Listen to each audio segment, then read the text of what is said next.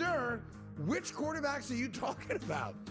Because there's some bad quarterback play out there, but the dude who can't beat Dylan Gabriel out for a job and can't beat Joe Flacco out for a job certainly can't lay claim to being better than any other quarterback in the league. The Craig Carton Show, only on SportsGrid. That's a lot for a closer. 10. That's you're not a closer anymore if you blow 10 games. I mean, my goodness. That's he's mentally broken too. Like, it's to the point where, like, Dodger fans aren't even mad at him; they're more mad at the Dodgers for putting him out there. Putting him in, right? It's more so. Right. Yeah, it's like, guys, like, he's done. In-game live, only on SportsGrid. Major League Baseball has decided it is time to put balls and strikes not just in the hands of the umpires, but also the robot umpires, as they say. The ABS system is now officially in place starting next season. Now, keep in mind, they're not just throwing this out there. They have used this at the Arizona Fall League, and they've also used it at different levels of the minor leagues as well. Newswire, only on SportsGrid. Everything changed at that point. They went and got Jonquil Jones, and they really had that triple threat monster team. That second year they lost in the WNBA Finals, 3-1 against the Las Vegas Aces. Year 3, they finally get over the top hump. You can question whether they should have won the title with that foul call late in Game 5 that sent Breanna Stewart to the foul line. Betting above the rim, only on SportsGrid.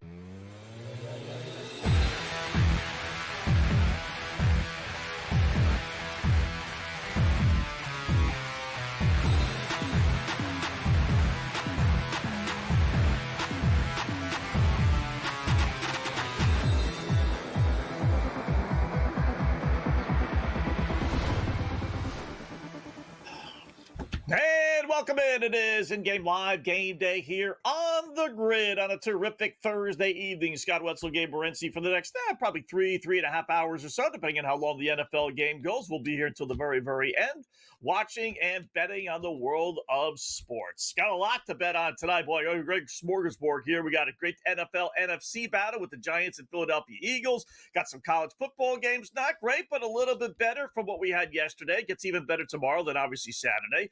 We got baseball playoffs as the managers can't help themselves once again today. We'll get to that. And then a little bit of NHL. We got a full slate of hockey. In fact, we got 4.5, but 4 absolute monster trends. We'll keep an eye on those for you. So full slate to put a couple shekels on. First up, though, it's game time. What's betting you off tonight, Gabe? Well, we're stressed out watching the Los Angeles Dodgers and the Philadelphia Phillies game right now. We bet the under this game. We knew that the Shadows were going to play a massive part of this baseball game. The Dodgers normally don't play at 3 o'clock local time. So it was an extreme shadow situation. Both pitchers were dominant. And here we go again. Tyler Glasnow with one of these all-time epic postseason performances. Electric stuff, 83 pitches. I get it. He hadn't started in 11 days. You've been using him in relief as well. But you've got 8 strikeouts. He's only given up 2 hits. Why not leave him in until at least gets into trouble and give him a chance? It's his game, right? We don't live in this world anymore in which, all right, it's the pitcher's game. We go back to what I thought was the greatest baseball game ever played. The best baseball game, at least I saw, was the Minnesota Twins and the Atlanta Braves in the Game 7 of the World Series. And what did they do? They didn't take Jack Morris out. They were like, well, he's pitching a shutout. Let's just keep rolling him out there. And it turned into one of those classic Hall of Fame type of performances. You bring in Emmett Sheehan. He's not used to this type of pressure. Glasnow's pitched in big games before. Don't understand the move, but once again, listen, the Dodgers are getting shut out, so they're going to have to score on their own as well. Or it doesn't matter who's pitching for them. Yeah, amazing. Guys throwing shutout baseball, and you take them out of the game. It's frustrating being a baseball fan these days if you know what you're doing. It really is. So, all right, we got a bunch of things we could put some shekels on, including some football stuff. So it's our opening pickoff game. I'll go first, at least with one of my picks anyway. Giants and Philadelphia Eagles. I'm going to grab the Giants plus a touchdown plus 7.5 points at home. Thursday night home underdogs are not good. I will say that against the spread. Only 10 and 18 against the spread. You would think it would be the other way around. They're not. I'm going to buck that trend. Giants 2 and 23 straight up on non-Sunday games. So these Monday, Thursday night games, they've not performed well. I'm going to buck that as well. Philadelphia, 5 games this year, decided by 7 points or less, and you're giving me 7.5 on a short week at home. I'll take the Giants to keep this thing close. I'm going to start off with some college football because these games are kicking off right now. We've got a couple of minutes for the NFL game. Give me Jacksonville State. Sam Houston, 0-5 straight up, 0-5 against the spread. They've lost every game that they played by 17 or more points.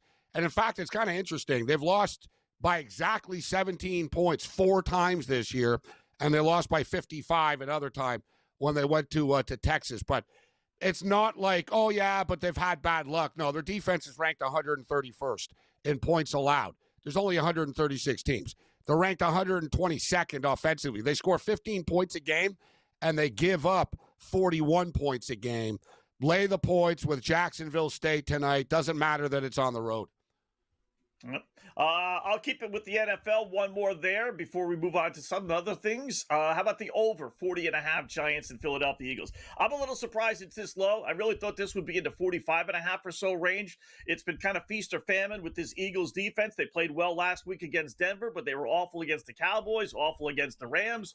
On a short week division game, they know what they're doing. I know the Giants with their offense can be limited, but they self-destructed. They did move the ball last week, but they had 5 turnovers, and 2 of those were in the red zone of the Saints. So they moved the ball. I don't think that happens again.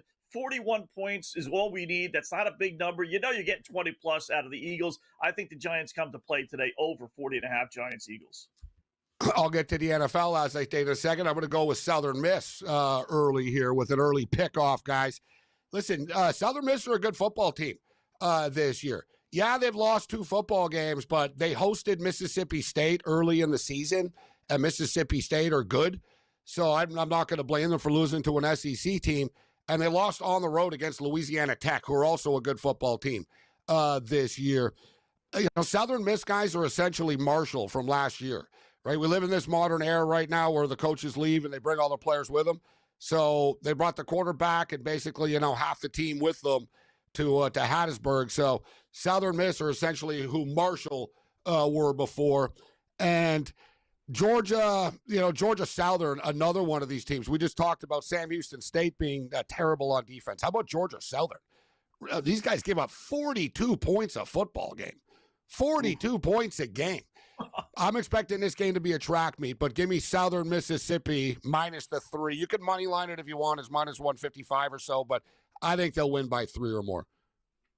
All right, let's use some props in the NFL game. The big mantra this week in Philadelphia's camp is the wide receivers are all ticked off. They're not throwing the ball down the field. So let's use Devontae Smith. You want to use Brown, you can do that. You want to use Goddard, you can use him. I just picked Devontae Smith. His number's 50.5, although I just saw on FanDuel it's up to 51.5, and no big deal. I think they come out throwing. Short week. It's much, much, much easier to pass block on a short week than it is get into the physical ground game. So give me over Devontae Smith, 50.5 receiving yards. I'm going to go over in this college football game that we were just talking about with Southern Miss and with Georgia Southern. Georgia Southern can't stop anybody.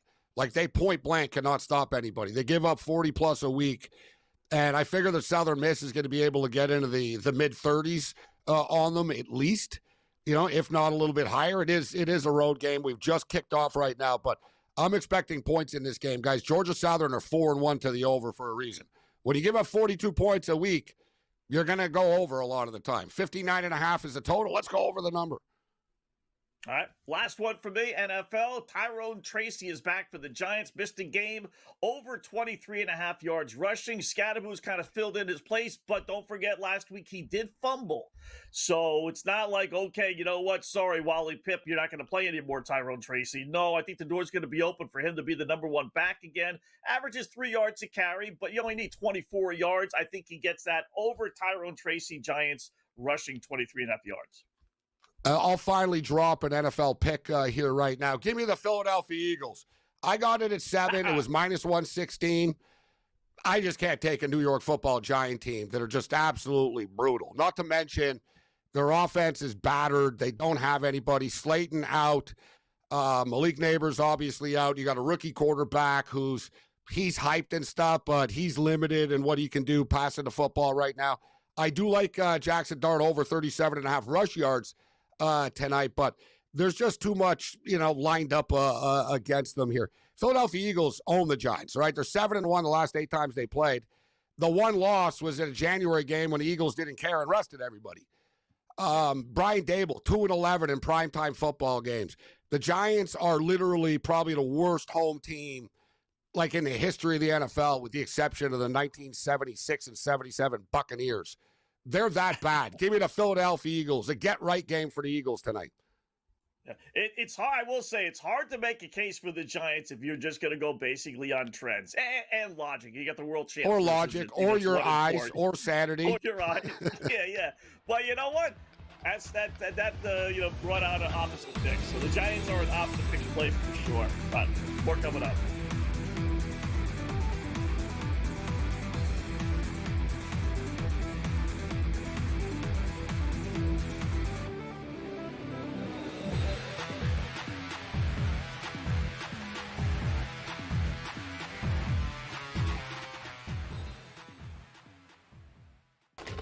Enter into the magical world of McLuck.com, where even the smallest of spins can win real cash prizes. Adventure into over 1,000 of the best Vegas-style slot games. So what are you waiting for? Unlock your free welcome offer today. Join the fun where winners play and players win. At this event, people from Amazon and Alexa made it very clear that in addition to Sports Highlight coming up, you will be able to perhaps buy sports tickets to events, buy movie tickets, arrange fantasy football teams, and I think somewhere down the road, maybe not too far down the road, given the NBA on Prime deal, they will allow sports betting on the television set through Alexa Plus. Newswire, only on SportsGrid.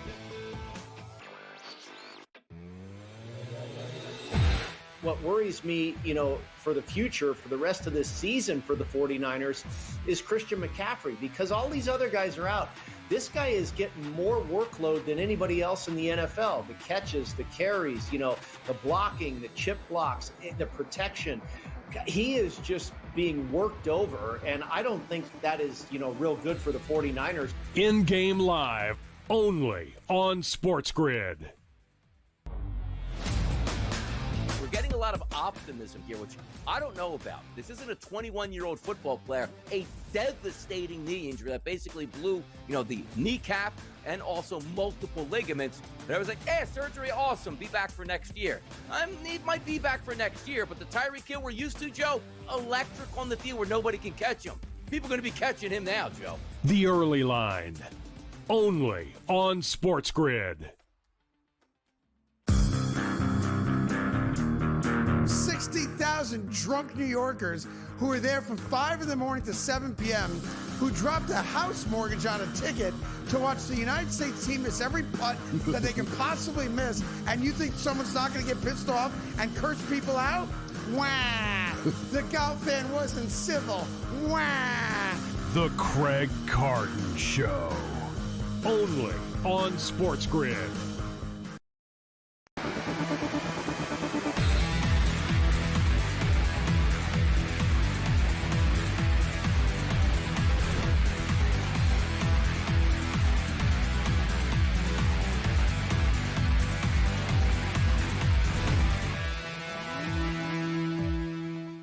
Welcome back in Game Live, Game Day here on the Grid. Just getting underway. Scott and Gabe, full slate, little NFL, some college football, obviously baseball stuff. Phillies do lead the Dodgers 1-0. We got one more game later on, Cubbies and Milwaukee Brewers, and we got the full slate of NHL. We got some really, listen, even if you're not a trend player, I have 3 trends here. 2 are already underway. I got 2 others, though, for games that have yet to start that are just like, wow, I don't know how you're going to go against those. But that said, we got kickoff here in just a couple of moments. I got a few more football plays, and then I know, Gabe, you probably have a bunch more as well with the NFL. So one more with Philadelphia. I'm going to go Barkley over 16.5 yards receiving as well. Like I said earlier, I think you could play any of those Philadelphia Eagle wide receivers. I think they're going to throw the ball a little bit more. Even Hurts is numbers, less than 200 yards. Both quarterbacks are less than 200 yards.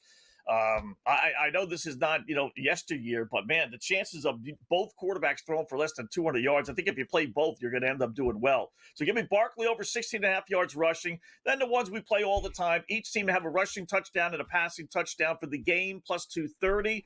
Each team to have 2 rushing touchdowns, 2 passing touchdowns for the game, plus 55 to 1. We're going to hit one of those.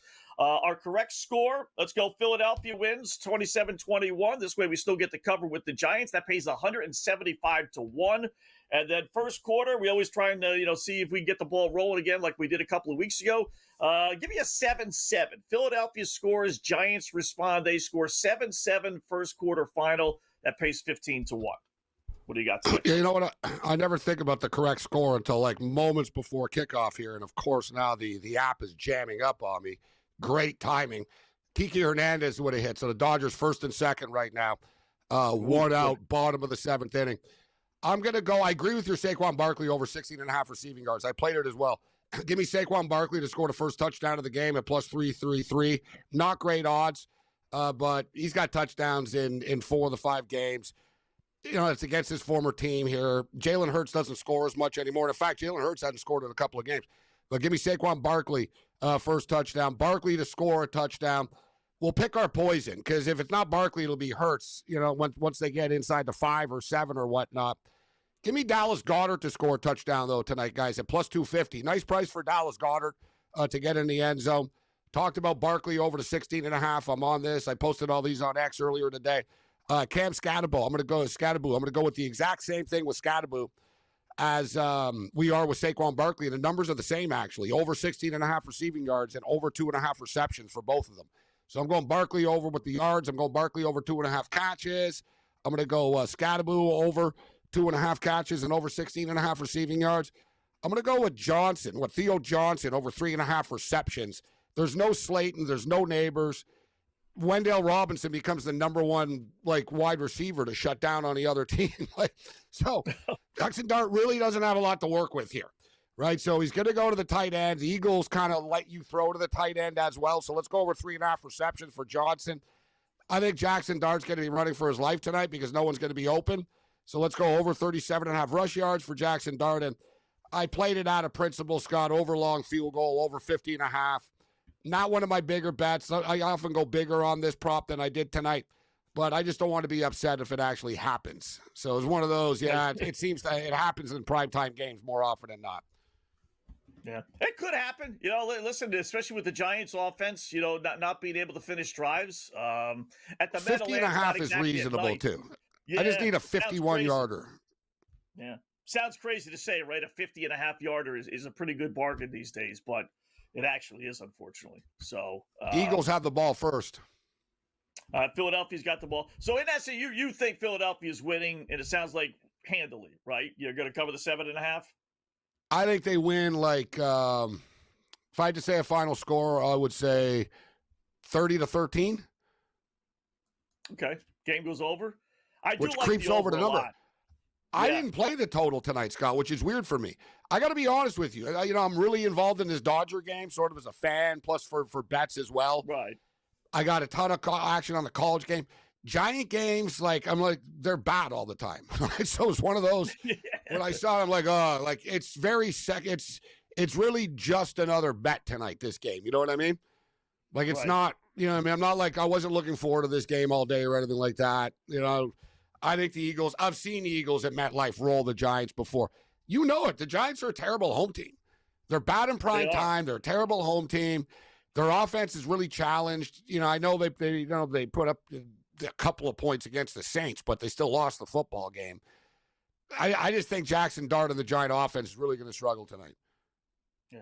2-15 their last 17 games, 4-13 against the spread of the Giants their last 17 games as well. So they're not covering, they're not winning, and it really. And they're better on the road all the time, Scott. Over the years, they've been Yeah, better 'cause on the they're road getting as a booed. road dog.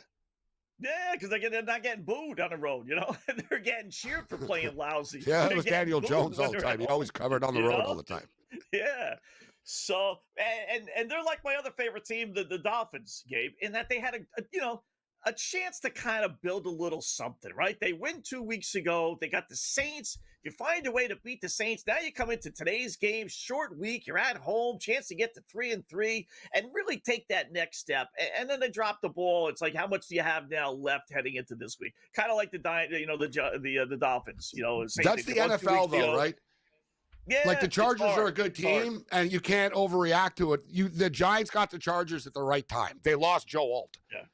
So they're already without Slater. Joel got knocked out of the game, and it just sort of like they literally – that's their offensive line. Those guys are like Pro Bowlers, future Hall of Famer types. Like, you know what I mean? So like they lost the stalwarts of their offensive line. And also I think Jackson Dart trolling Justin Herbert, posting a picture of Herbert's girlfriend on Instagram saying, "I'll see you on Sunday." The guy didn't hurt, actually. Maybe it got in Herbert's head. He didn't play well. Yeah, from that standpoint, yeah. So Philadelphia kicks a field goal. Let me see how long it was. How many yards? 42. 42. Okay. So there goes my 7-7. I was just watching, and I flicked over back to the Dodger game, going back and forth. It went down to pretty quickly down the field for that field goal. That was a quick drive. 3 minutes and 1 second. So I don't know if they returned the kickoff back, halfway decent. No, I'll they had double-check, like normal but, field position as to start. Yeah. All right. So they stay only a 7.5-point favorite, oddly enough. All right. In-game live game day continues. We'll check out all the other lines when we come back during the grid.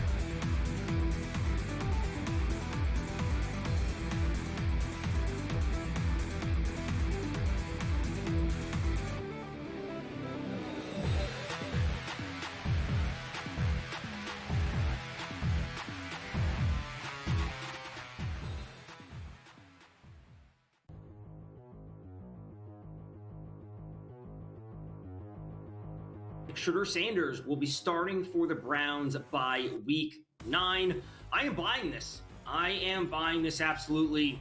At a certain point, Joe Flacco just not the answer. We know they already made the change. Dylan Gabriel is starting this week. We know that. But maybe a team needs a quarterback, and they're willing to trade for Joe Flacco for some level of stability, and then we simply get nothing out of Dylan Gabriel. He is a rookie quarterback when it's all said and done. Maybe there's just no production from him. So why not just move on to a different rookie quarterback that you have just to see what you have? And then, as George, as you mentioned over the top, you have to evaluate going into next year's draft. So I will absolutely buy this. The next 4 weeks, Minnesota, Pittsburgh, Miami, New England.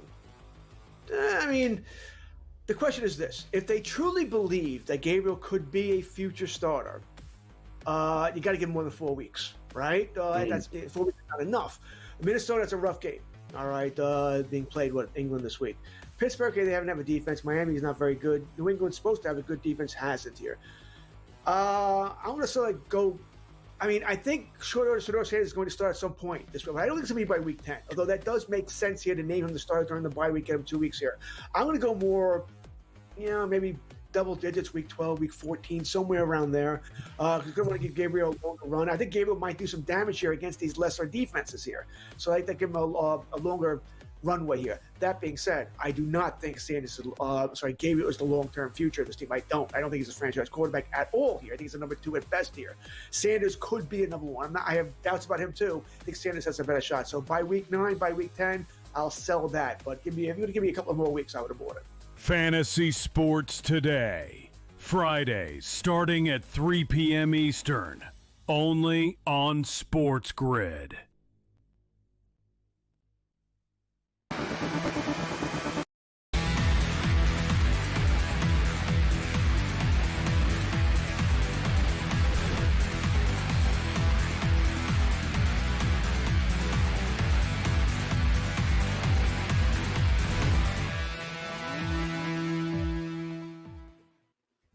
Pick your poison. Interesting little strategy. I love this minutia stuff, Gabe. So we'll get back to the football here in a second. 3-0 Eagles. Philadelphia leading 1-0 over the Dodgers. Dodgers with runners on second and third, 2 out. Ohtani batting, and they decide to walk Ohtani to load the bases. Ohtani batting 154 this postseason to face Mookie He's only got Betts. one hit in the series. Yeah. We'll see if it works out for them. And we got a 3-1 count right now here with Mookie Betts here. So, but isn't that amazing that I don't have an issue with it. That you actually walk Ohtani, but the option is to get the bases loaded with Mookie Betts after the fact. The thing is, though, there's two ways of looking at it. You can get into the righty-lefty debate and all that type of stuff, but I look at it like Ohtani was what? He's 1 for 18? He was 1 for 17? I think after last at bat, 1 for 18 now? All right, 1 for 17 in the series, Scott. He is cold. So do you think, and for the record, Mookie Betts walks, plays the patient game at the plate. He walks. We got a 1-1 game. Now do you regret it almost? Because now you're like, son of a bitch. Like, I got Freddie Freeman coming up now. I mean, this is where you tell your pitcher, Durant, who's a pretty good pitcher, right? I mean, brother, throw the ball over the plate. You know, you can't walk the guy when we're having you face him on purpose. Excuse me, Teoscar Hernandez. Teoscar Hernandez up. Yeah, Teoscar Hernandez. Here's the only thing. So I'm just saying. Here's the only thing. But I don't. It's almost like hedging, Scott. I don't like giving up outs unless I really got to. And, you know, yeah, Ohtani and his name is scary, but do you look at it like he was due? Do you look at it like, oh, he's due? Or is it like, listen, he's 1 for 17 in the series. Why don't we just pitch to him? Yeah. You know, if Hernandez was batting behind Ohtani, then I really would have walked Ohtani. But with Betts but it's not. It's Mookie Betts. Like, I know. That's what I'm saying. It's really kind of you know. And here's the other thing. I was going to get into this. Now Teoscar's up. Sorry, Scott. I was going to say Teoscar's up right now. He's a pretty good clutch hitter, Teoscar. He's a clutch. You know, yeah, real clutch. Yeah, like, you know what I mean? Generally, he's going to give you 264 during the regular season or something like that, hit some home runs, but he comes up with big hits at big times, this guy. This is a big time to come up with a big hit if you're Teoscar Hernandez right now. Here's the thing. I'm surprised people haven't brought this up, you know, with Ohtani, just because we brought it up so much with Judge, Gabe. Yeah. You know, lifetime, he's only 214 in the postseason, including 105 last year in the World Series. He didn't do anything last year, really, in the playoffs. Yeah. So he didn't do anything last year, and he's not doing anything this year. But he's great, obviously. But he's not only not hitting, he's striking out. But he pitched well. That's our strikeouts. But he pitched well, too. Well, so, you know what I mean? Like, face him or don't face him. Like, I'm not going to rip Thompson for doing it, but, you know, I pick your poison. The one good thing is they're only facing one of the two. You know, Teoscar strikes out. Well, let me throw this to you. If you're the Phillies, you just went to your freaking closer in the 7th inning. Yeah. Well, it's pretty early in the ballgame, and he didn't have an easy inning. Like, this is just how many pitches, Durant? How many pitches do you have here? Oh, touchdown, New York Giants. Jackson Dart with the first touchdown of the game. Man. 15 pitches for Durant. Just like I told you, Scott, before this Giant game. Would it be exciting? I expect a track meet tonight. I expect a track meet. A lot of points tonight. Yeah. No, I'm like, I don't know, dude. It's going to be a boring game. The Giants won't be able to score. Maybe the Eagles just aren't that good, Scott. Maybe, you know what I mean? Maybe they're just sort of an average team right now. Yeah. Listen, they're going through this for the first time, right? You know, this group of Eagles, anyway, winning the Super Bowl and, you know, being the last time it didn't end well for them, if you remember. They even admitted it last time. Remember, like 2 years after they won the last Super Bowl, I remember one of the captains on the team said, I look around, they're not even the same guys anymore. He goes, they're the same people, but they're not the same guys anymore. People change. You win the championship, you got paid, people change. Also, there becomes jealousy amongst the team. This guy makes more money than me. I actually contribute more than he does. All that stuff starts to rear its ugly head, you know? Yeah. Hurts is getting all my touchdowns. I'm a little ticked off about that. After we don't throw A.J. Brown's in a bad mood. I never get the effort football anymore. You know what I mean? Saquon, he really does. Like, yeah, there's a lot of like different stories, a lot of different unhappy little campers right now on this team. You know what I mean? Yeah. And everything changes. The perspective of it all changes. You do anything for your first Super Bowl, absolutely. But then when you get it, then it's like, well, I want my numbers. I want my... You're hungry. Yeah. Fred VanVleet said it best of the Raptors. He won the championship with the Raptors. What his next contract? He goes, I already won a championship. Now it's time to get paid. He said it in an interview. He didn't even hide it. Yeah. Giants lead at 7-3. How about that?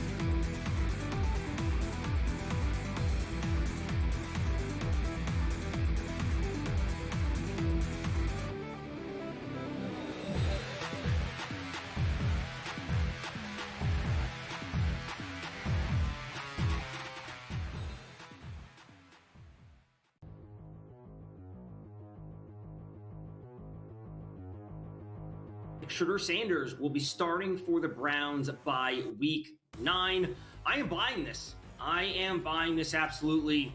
At a certain point, Joe Flacco just not the answer. We know they already made the change. Dylan Gabriel is starting this week. We know that. But maybe a team needs a quarterback, and they're willing to trade for Joe Flacco for some level of stability, and then we simply get nothing out of Dylan Gabriel. He is a rookie quarterback when it's all said and done. Maybe there's just no production from him. So why not just move on to a different rookie quarterback that you have just to see what you have? And then, as George, as you mentioned over the top, you have to evaluate going into next year's draft. So I will absolutely buy this. The next 4 weeks, Minnesota, Pittsburgh, Miami, New England.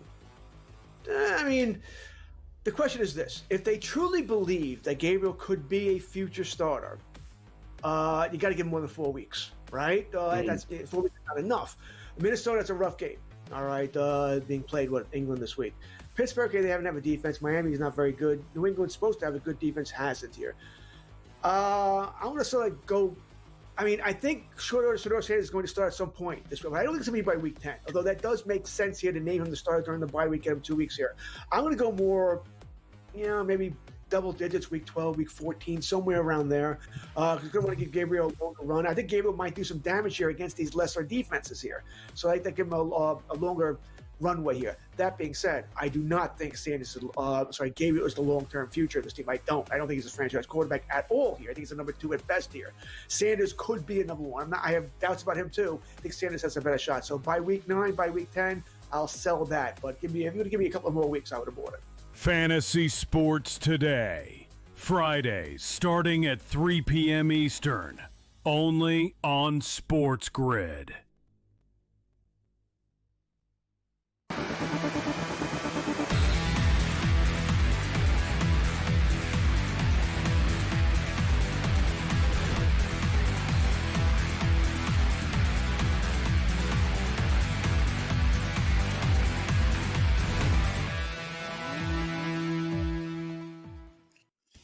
All right, welcome back in Game Live. Game Day here on the grid. A lot to get to tonight. We got the NFL. We'll update the lines there in a second. We got the baseball 1-1. They're playing top of the 8th inning Phillies and LA Dodgers. Both teams aren't playing around. It's like, all right, we're going to our closers. We're going to our best guys. I'm starting to think, why not Blake Snell? Like, what if Snell hasn't pitched? You know what I'm saying? Like, I was going to say him or Ohtani. Well, Ohtani would be slated. Ohtani slated for Game 5, yeah.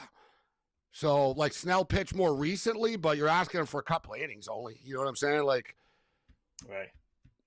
You're not putting Kershaw in. You put Kershaw in sort of garbage time or sort of, you know what I mean? We saw last night. You know, you're not putting him in this situation. And I'd be worried about, oh, God. Dodgers got a little Yankee-ish there. Like, 2 guys collided, fly ball. Like, come on, guys. Yeah. I would, if Ohtani can warm up, I know he's slated for Game 5, but if it's 2-2, we'll say going to extra innings, and they say, but he can't warm up because he's batting, so he doesn't have time. It's kind of a weird thing with that. But yeah, you know what? The problem is he's got to be batting. Let's say he run to the bullpen, so like in between, and like warming up. Yeah, and pitchers, you can't rush the warm up, Scott. So he's going to run into the, you know what I mean, like. Get a golf cart through the tunnels of the stadium and buzz them over there and buzz them back to the dugout when he's got a bat. Like, it's asking a lot. Unless it's sort of problem about people talking about him being a reliever. Yeah, but unless it's pre-planned. If it's pre-planned before the game, you warm up. In between innings, you go in. You know what I mean? He can throw pitches in between innings. He would have to be. They have a batting cage right under the stadium and stuff, right? So players go hit. Yeah. No, they all do. Like, so players go hit during the game. Pitchers can warm up. If he bats in the bottom of the 9th, they don't score. Then they say, all right, you got an inning to go warm up. We're going to bring you in for the top of the 11th, not the 10th, obviously, the 11th. And then he doesn't worry about batting. He can just worry about doing his pinch inning because if he's going to bat, then obviously the game would be over. That's how they could do it if it's extra innings and he just finished in that bat.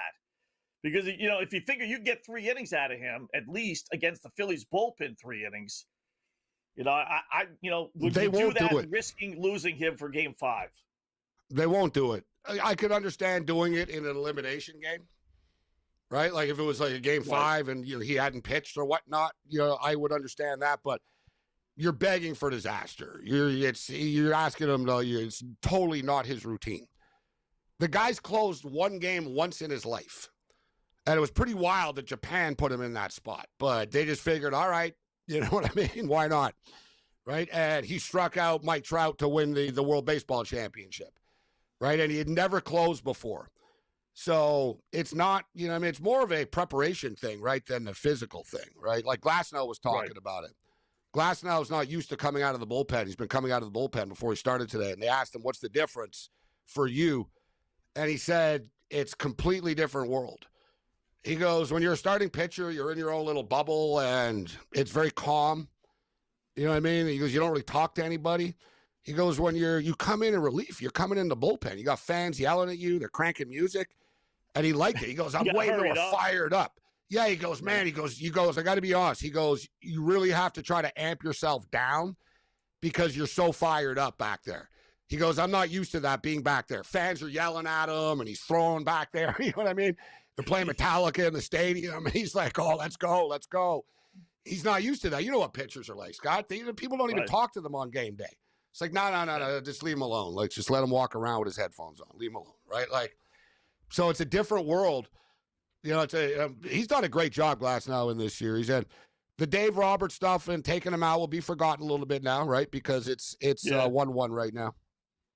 Yeah. What a series, though, between these two teams, man. I think the winner of the series wins the World Series. Hard not to make a case for that, especially if Seattle loses. I would say Toronto. I would think. I think Toronto's going to beat Seattle or Detroit. What's the sometimes they have the future odds? What are the odds of the National League touchdown Giants again? Wow, just going to try to find the NL Championship Series odds, but they don't have those. So Giants go the length of the field after the Eagles punt, I imagine. Yeah, gave the ball up anyway. So Wendell Robinson. This is pretty pathetic of the Philadelphia Eagles. I see the play now, the touchdown now. Like, this is, look at the tackling on this. Like, do they even care? like seriously. Like, Jackson Dart's running around and he just throws like this little dump off pass. Robinson's not exactly DK Metcalf, all right, or Daryl Boston. He ain't like 6'4" and a ripped dude. He's a little dude. Look at this. Look at this. Who was that on the Eagles? Look at that, Scott. Like, just absolutely pathetic, bro.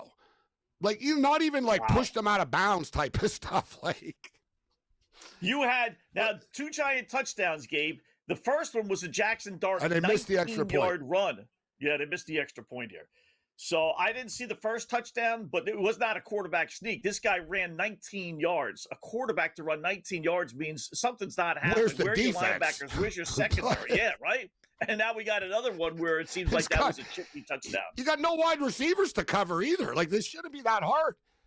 Like, who are we lining up against? Like, it's almost like we got no one to cover here, coach. Like, all right, well, Wendell Robinson, like, dude, if that's horrific, like the Eagles watch that on the next, like when they got to rewatch the tape together and stuff in the room, right? That's embarrassing for that dude that just missed that tackle. But, well, the Eagles are suddenly, how about this, Scott? The Eagles, I got them at -125. What do you see? I bet 365's got 125.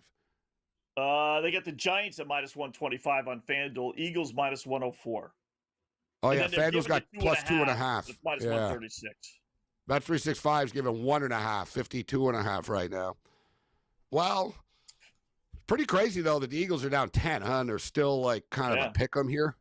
We're not getting any we're not really getting any love here. I'm thinking Eagles team total now. Because now that the carrot is out there dangling, right? What is it, 23, 24, 20, 25.5?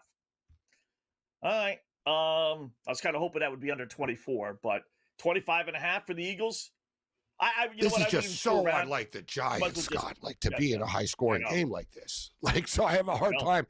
I'm almost like the computer right now that's having a hard time comprehending. You know what I mean? Like sometimes a game, crazy things happen so much. Yeah, the data. I'm like, my data machine is like backed up. Like normally I'd be like, oh, let's do this. I'm like, I can't comprehend this. Like the Giants already have 13 points. Are they really going to score 30 points tonight? Like, no, are they? Like, if they do, they're going to hate Sirianni again, just like that, Wetzel. Like, remember they hated him last year. He wins the Super Bowl. He's the greatest coach ever. Those people in Philly will turn fast. They'll dislike this guy again, like if they get blown out tonight. They will. Hell, I'll dislike him. Especially if Barkley doesn't touch the ball. Now, he's already got a couple of carries because that's already been a mantra about how he's not getting the ball as much as he used to. I would say, how about Jalen Hurts passing yard props? But they can't throw the ball very well, this team.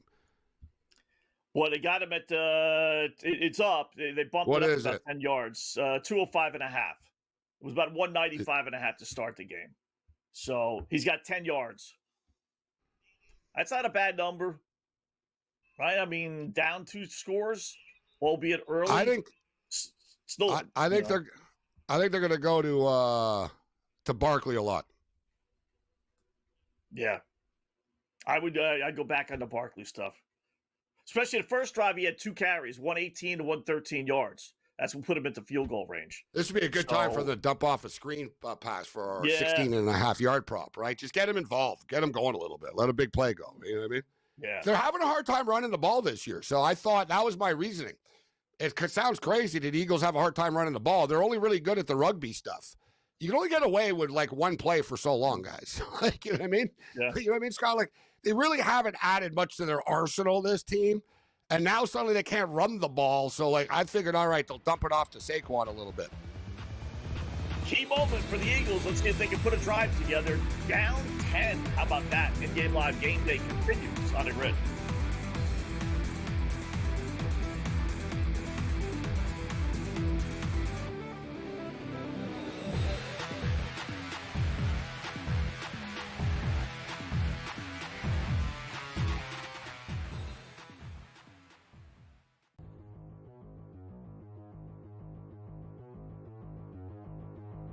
Shedeur Sanders will be starting for the Browns by week 9.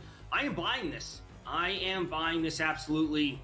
At a certain point, Joe Flacco just not the answer. We know they already made the change. Dylan Gabriel is starting this week. We know that. But maybe a team needs a quarterback, and they're willing to trade for Joe Flacco for some level of stability, and then we simply get nothing out of Dylan Gabriel. He is a rookie quarterback when it's all said and done. Maybe there's just no production from him. So why not just move on to a different rookie quarterback that you have just to see what you have? And then, as George, as you mentioned up at the top, you have to evaluate going into next year's draft. So I will absolutely buy this. The next 4 weeks, Minnesota, Pittsburgh, Miami, New England. I mean, the question is this. If they truly believe that Gabriel could be a future starter, you got to give him more than 4 weeks, right? That's 4 weeks is not enough. Minnesota, it's a rough game, all right, being played, England this week. Pittsburgh, they haven't have a defense. Miami is not very good. New England's supposed to have a good defense, hasn't here. I'm going to sort of go. I mean, I think Shedeur Sanders is going to start at some point this week. I don't think it's going to be by week 10, although that does make sense here to name him the starter during the bye week, get him 2 weeks here. I'm going to go more, maybe double digits, week 12, week 14, somewhere around there. Because I want to give Gabriel a longer run. I think Gabriel might do some damage here against these lesser defenses here. So I think they give him a longer runway here. That being said, I do not think Gabriel is the long-term future of this team. I don't think he's a franchise quarterback at all here. I think he's a number 2 at best here. Sanders could be a number 1. I have doubts about him too. I think Sanders has a better shot. So by week 9, by week 10, I'll sell that. But if you were to give me a couple of more weeks, I would have bought it. Fantasy Sports Today. Fridays starting at 3 p.m. Eastern. Only on SportsGrid.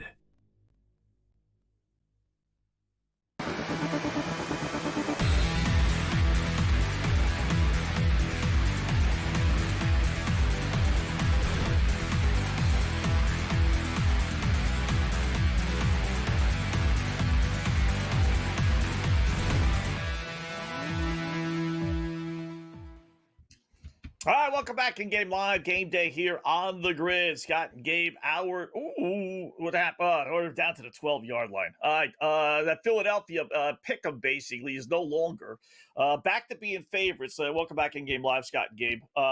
Philadelphia down 13-3, but they do have the ball first and goal at the Giant 4-yard line. So our over 40.5 is looking real solid here. Don't want to jinx it. It's up to 54.5. They score a touchdown here. You got 23 points.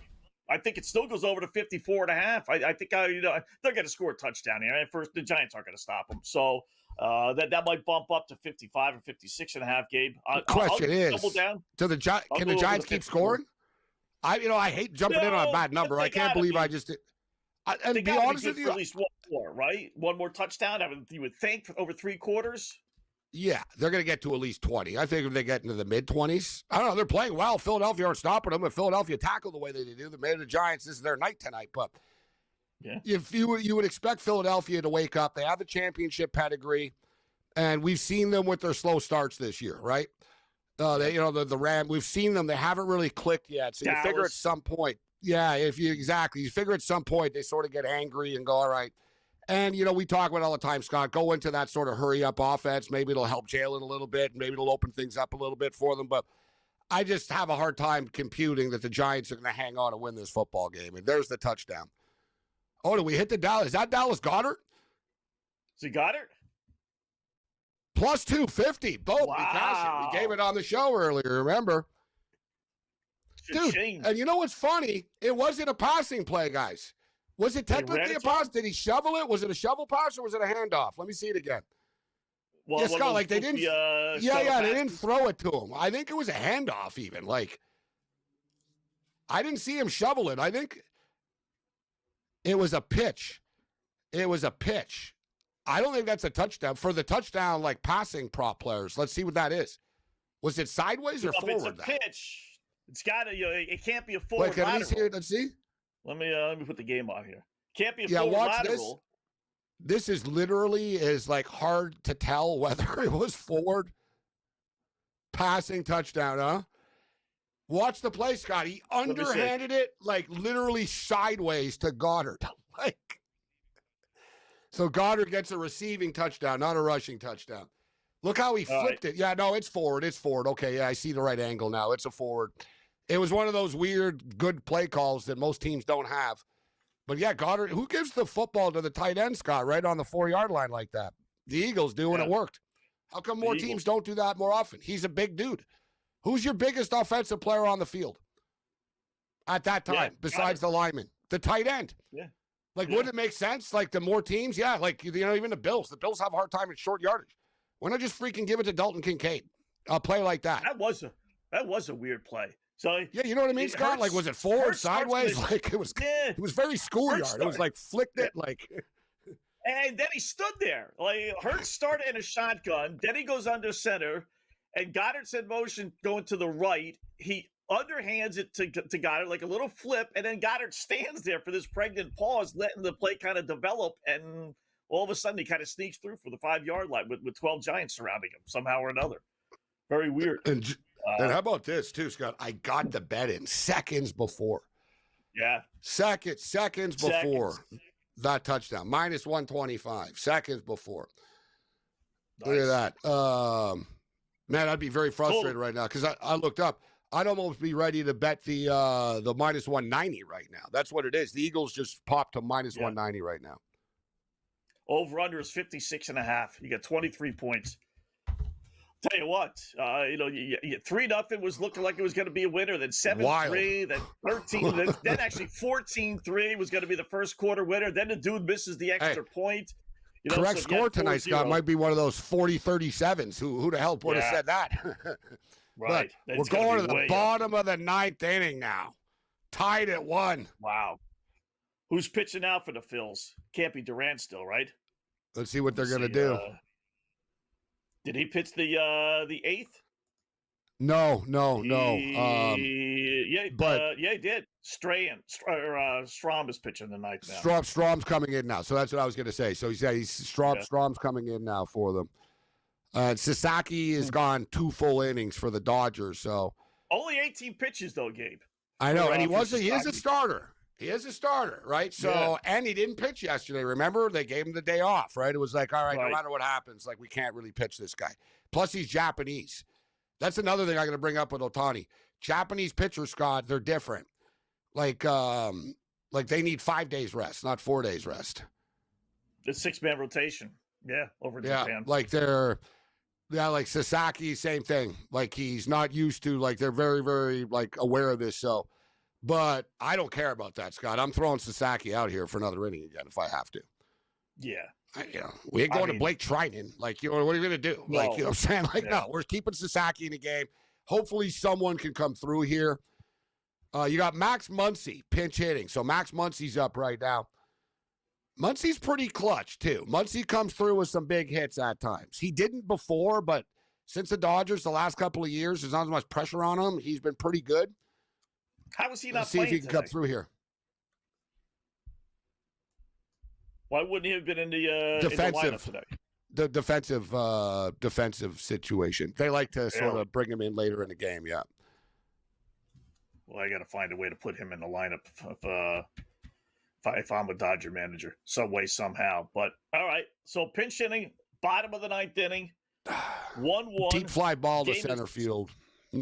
Warning track type stuff. But, wow, we got big drama at Chavez Ravine right now. Dodger Stadium.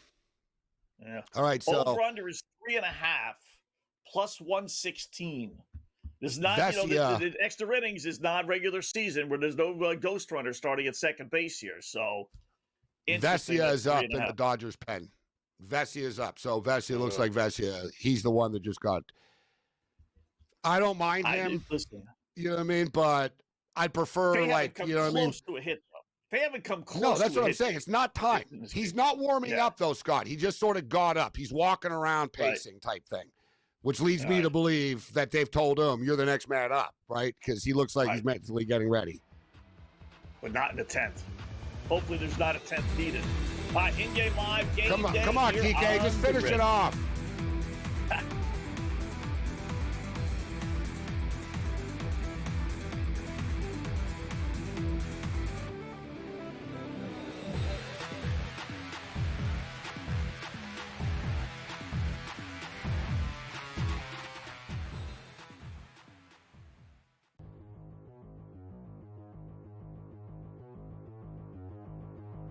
Shedeur Sanders will be starting for the Browns by week 9. I am buying this. I am buying this absolutely.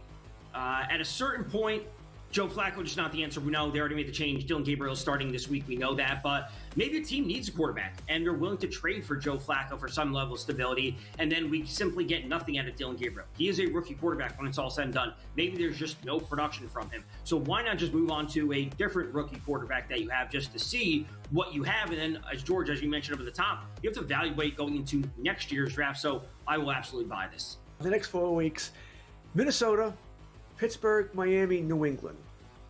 I mean, the question is this. If they truly believe that Gabriel could be a future starter, you got to give him more than 4 weeks, right? That's 4 weeks is not enough.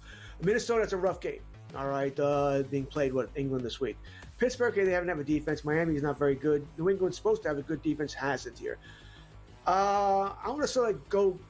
I mean, I think Shedeur Sanders is going to start at some point this week. I don't think it's going to be by week 10, although that does make sense here to name him the starter during the bye week, get him 2 weeks here. I'm going to go more, maybe double digits, week 12, week 14, somewhere around there. Because I want to give Gabriel a longer run. I think Gabriel might do some damage here against these lesser defenses here. So I think give him a longer runway here. That being said, I do not think Gabriel is the long-term future of this team. I don't think he's a franchise quarterback at all here. I think he's a number 2 at best here. Sanders could be a number 1. I have doubts about him too. I think Sanders has a better shot. So by week 9, by week 10, I'll sell that. But if you were to give me a couple more weeks, I would have bought it. Fantasy Sports Today. Fridays starting at 3 p.m. Eastern. Only on SportsGrid.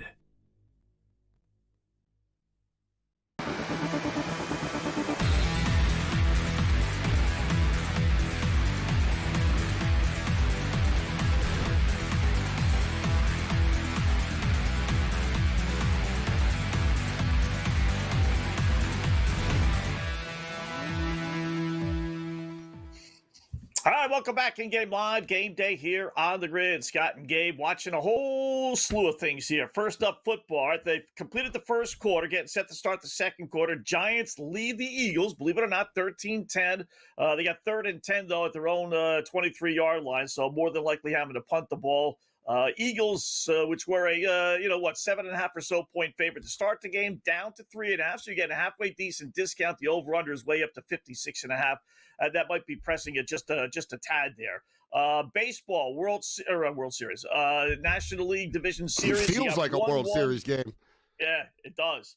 I'll tell you what, you don't want to go back to Philadelphia, obviously. So bottom line, 2 out, nothing going on. Dodgers they struck out. Tied at 1. So they're going out, so top of the 10th. They're going to the 10th inning. They're going to the 10th inning right now. 1-1 game, man. Like, this is going to be next home run wins type of deal. Who's going to be the hero? Who's going to be the GOAT? Who's going to be the pitcher to give this up? It'll be interesting to see if they bring Sasaki back or they really do go to Vesia here in this spot.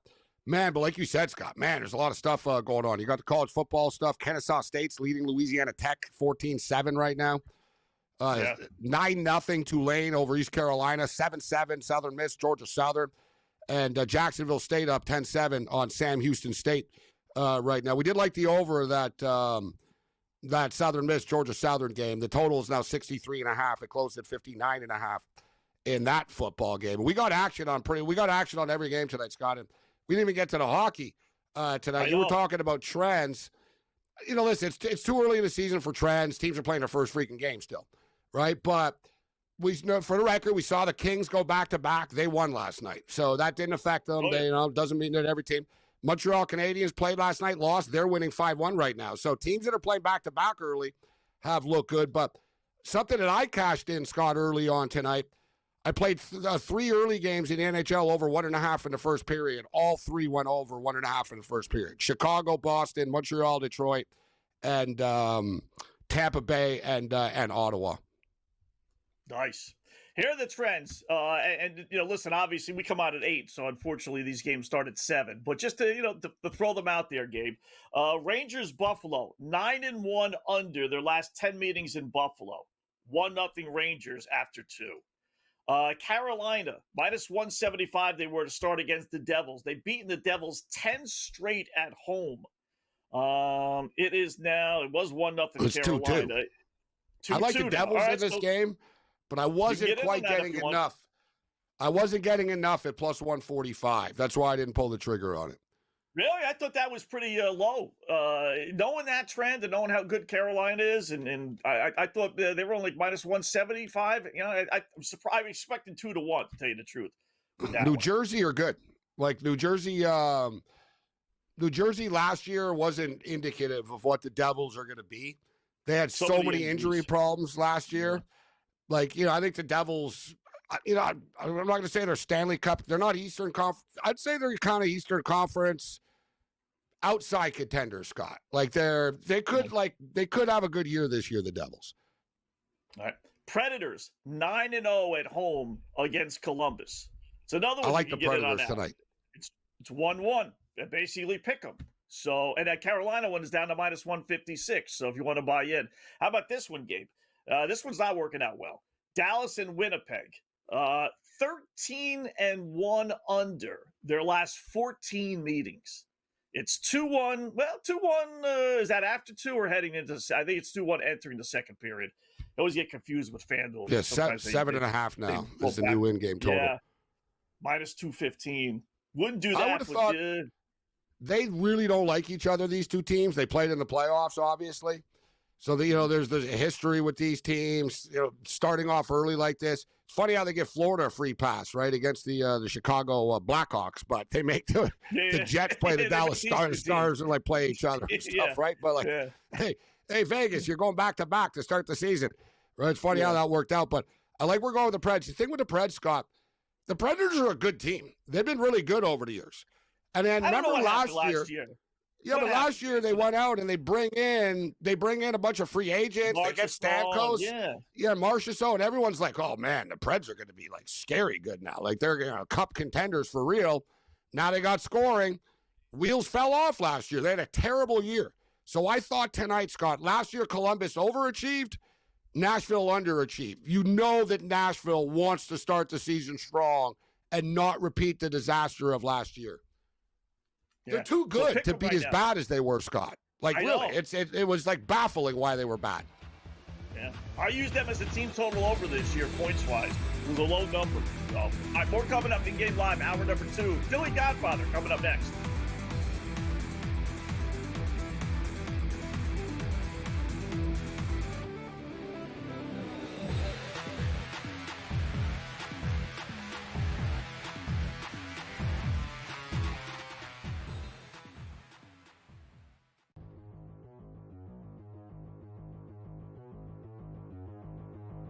Shedeur Sanders will be starting for the Browns by week 9. I am buying this. I am buying this absolutely. At a certain point, Joe Flacco just not the answer. We know they already made the change. Dylan Gabriel is starting this week. We know that. But maybe a team needs a quarterback, and they're willing to trade for Joe Flacco for some level of stability, and then we simply get nothing out of Dylan Gabriel. He is a rookie quarterback when it's all said and done. Maybe there's just no production from him. So why not just move on to a different rookie quarterback that you have just to see what you have? And then, as George, as you mentioned over the top, you have to evaluate going into next year's draft. So I will absolutely buy this. The next 4 weeks, Minnesota, Pittsburgh, Miami, New England. I mean, the question is this. If they truly believe that Gabriel could be a future starter, you got to give him more than 4 weeks, right? That's 4 weeks is not enough. Minnesota, it's a rough game, all right, being played with England this week. Pittsburgh, they haven't have a defense. Miami is not very good. New England's supposed to have a good defense, hasn't here. I want to sort of go. I mean, I think Shedeur Sanders is going to start at some point this week. I don't think it's going to be by week 10, although that does make sense here to name him the starter during the bye week, get him 2 weeks here. I'm going to go more, maybe double digits, week 12, week 14, somewhere around there. Because I want to give Gabriel a longer run. I think Gabriel might do some damage here against these lesser defenses here. So I like to give him a longer runway here. That being said, I do not think Gabriel is the long-term future of this team. I don't think he's a franchise quarterback at all here. I think he's a number 2 at best here. Sanders could be a number 1. I have doubts about him too. I think Sanders has a better shot. So by week 9, by week 10, I'll sell that. But if you're going to give me a couple more weeks, I would have bought it. Fantasy Sports Today, Fridays starting at 3 p.m. Eastern, only on SportsGrid.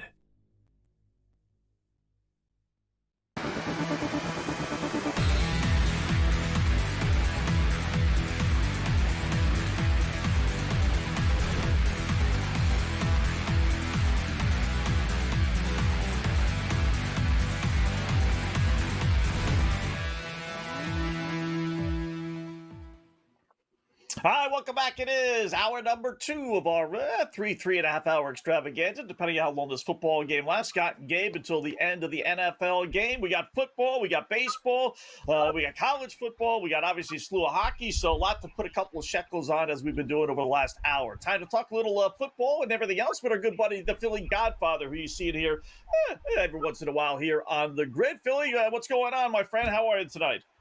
We got a lot of action in Philly. We got the Phillies and we got the Eagles going off. And who thought in a football game where the total was 40 points, it scored 23 in the first quarter? If you could have just one win, I'm assuming you're an Eagles and Phillies fan. If you could have just one win, would you sacrifice an Eagles victory for a Phillies win? I got futures on the Phillies. Absolutely, man. I thought it was dead. I don't know if you guys just saw me. I just sort of went, I winced. There was like an awkward line drive hit right at Teoscar Hernandez. And I love Teoscar Hernandez, but it could be an adventure at times with him in right field. And he kind of looked handcuffed at first, and I'm like, oh, my God. But he sort of had that little grin. Hey, I got it, guys. Don't worry. It's like he reminds me of like the major leagues, this dude sometimes, Teoscar. So he's in his own world out there. But, yeah, I'm shocked, too, Philly Godfather, this football game. Scott does the same final score all the time, 27-21 for exact score props. And he asked me what I thought the final score would be. I said, I don't know, Philadelphia 30-13 or something like that. Did you expect the Eagles to roll the Giants? They normally do. Did you expect them to roll them tonight?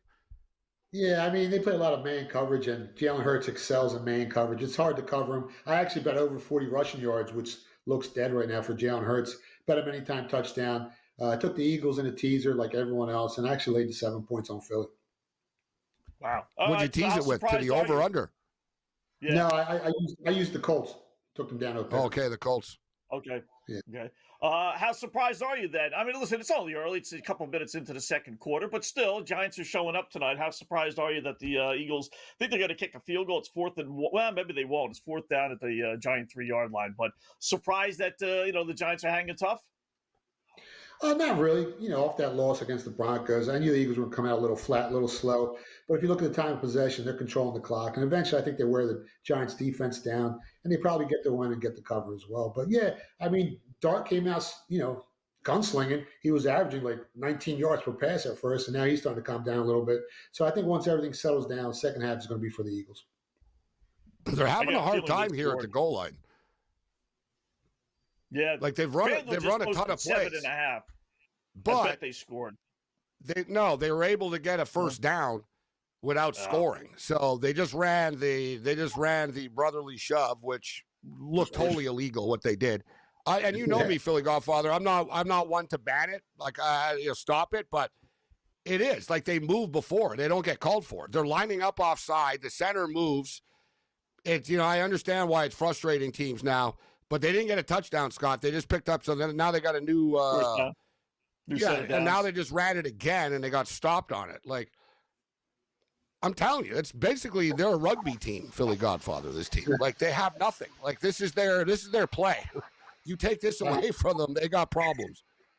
Well, they extended fourth downs. I mean, it's hard to stop a team when they don't got to go 10 yards for a first down. It's almost automatic.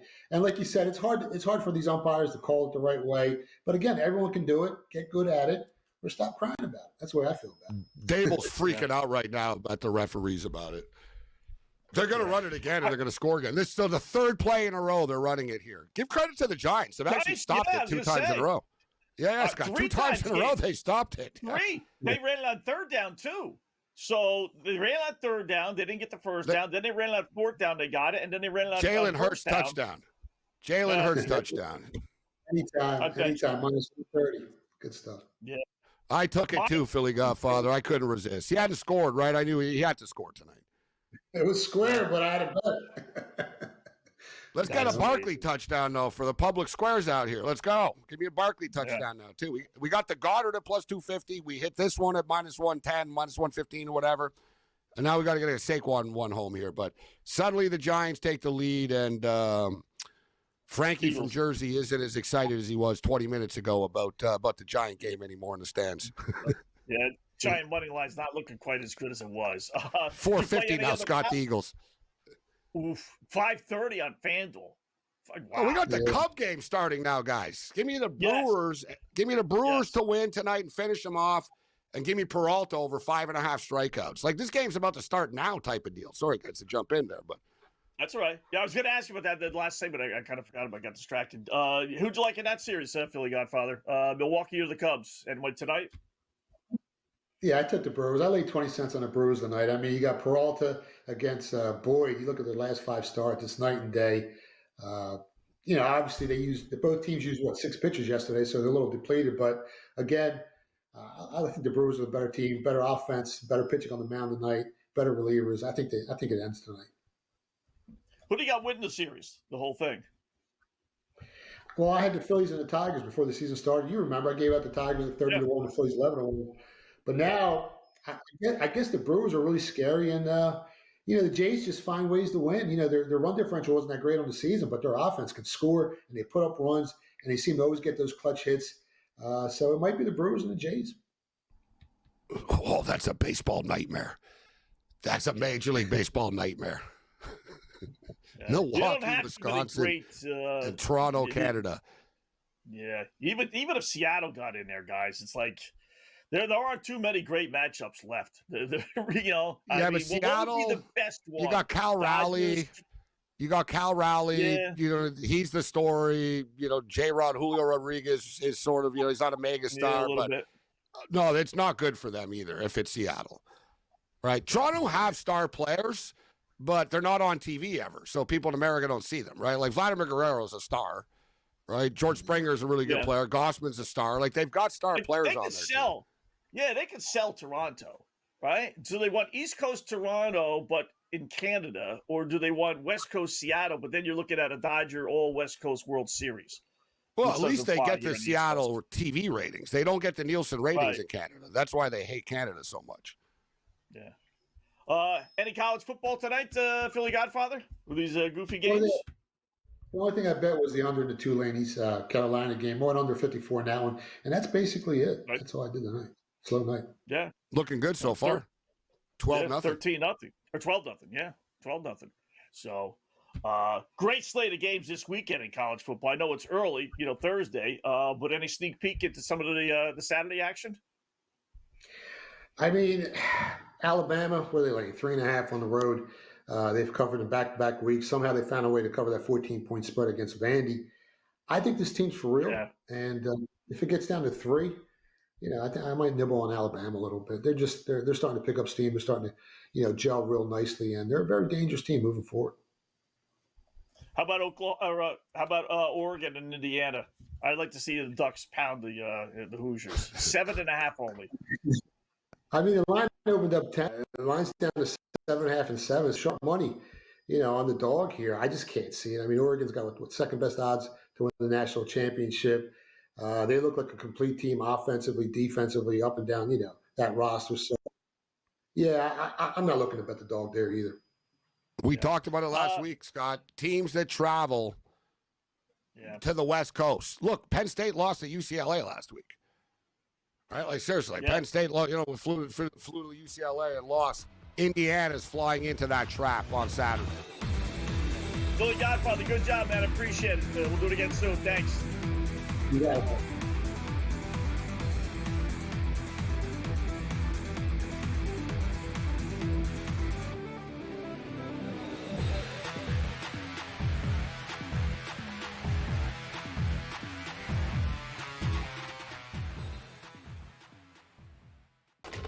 Enter into the magical world of McLuck.com, where even the smallest of spins can win real cash prizes.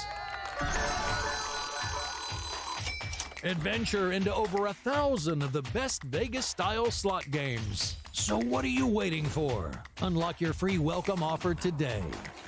Join the fun where winners play and players win.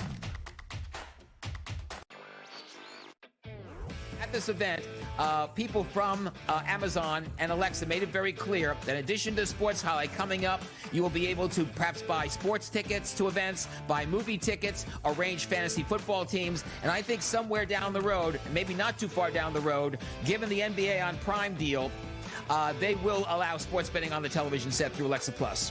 Newswire, only on SportsGrid.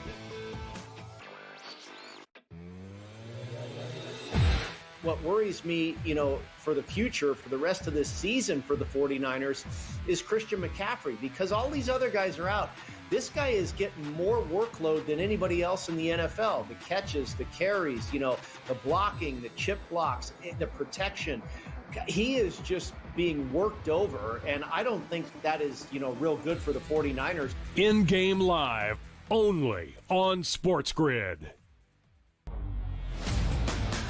We're getting a lot of optimism here, which I don't know about. This isn't a 21-year-old football player, a devastating knee injury that basically blew, the kneecap and also multiple ligaments. And I was like, surgery, awesome, be back for next year. He might be back for next year, but the Tyreek Hill we're used to, Joe, electric on the field where nobody can catch him. People are going to be catching him now, Joe. The Early Line, only on SportsGrid. 60,000 drunk New Yorkers who were there from 5 in the morning to 7 p.m., who dropped a house mortgage on a ticket to watch the United States team miss every putt that they can possibly miss, and you think someone's not going to get pissed off and curse people out? Wah! The golf fan wasn't civil. Wah! The Craig Carton Show, only on SportsGrid.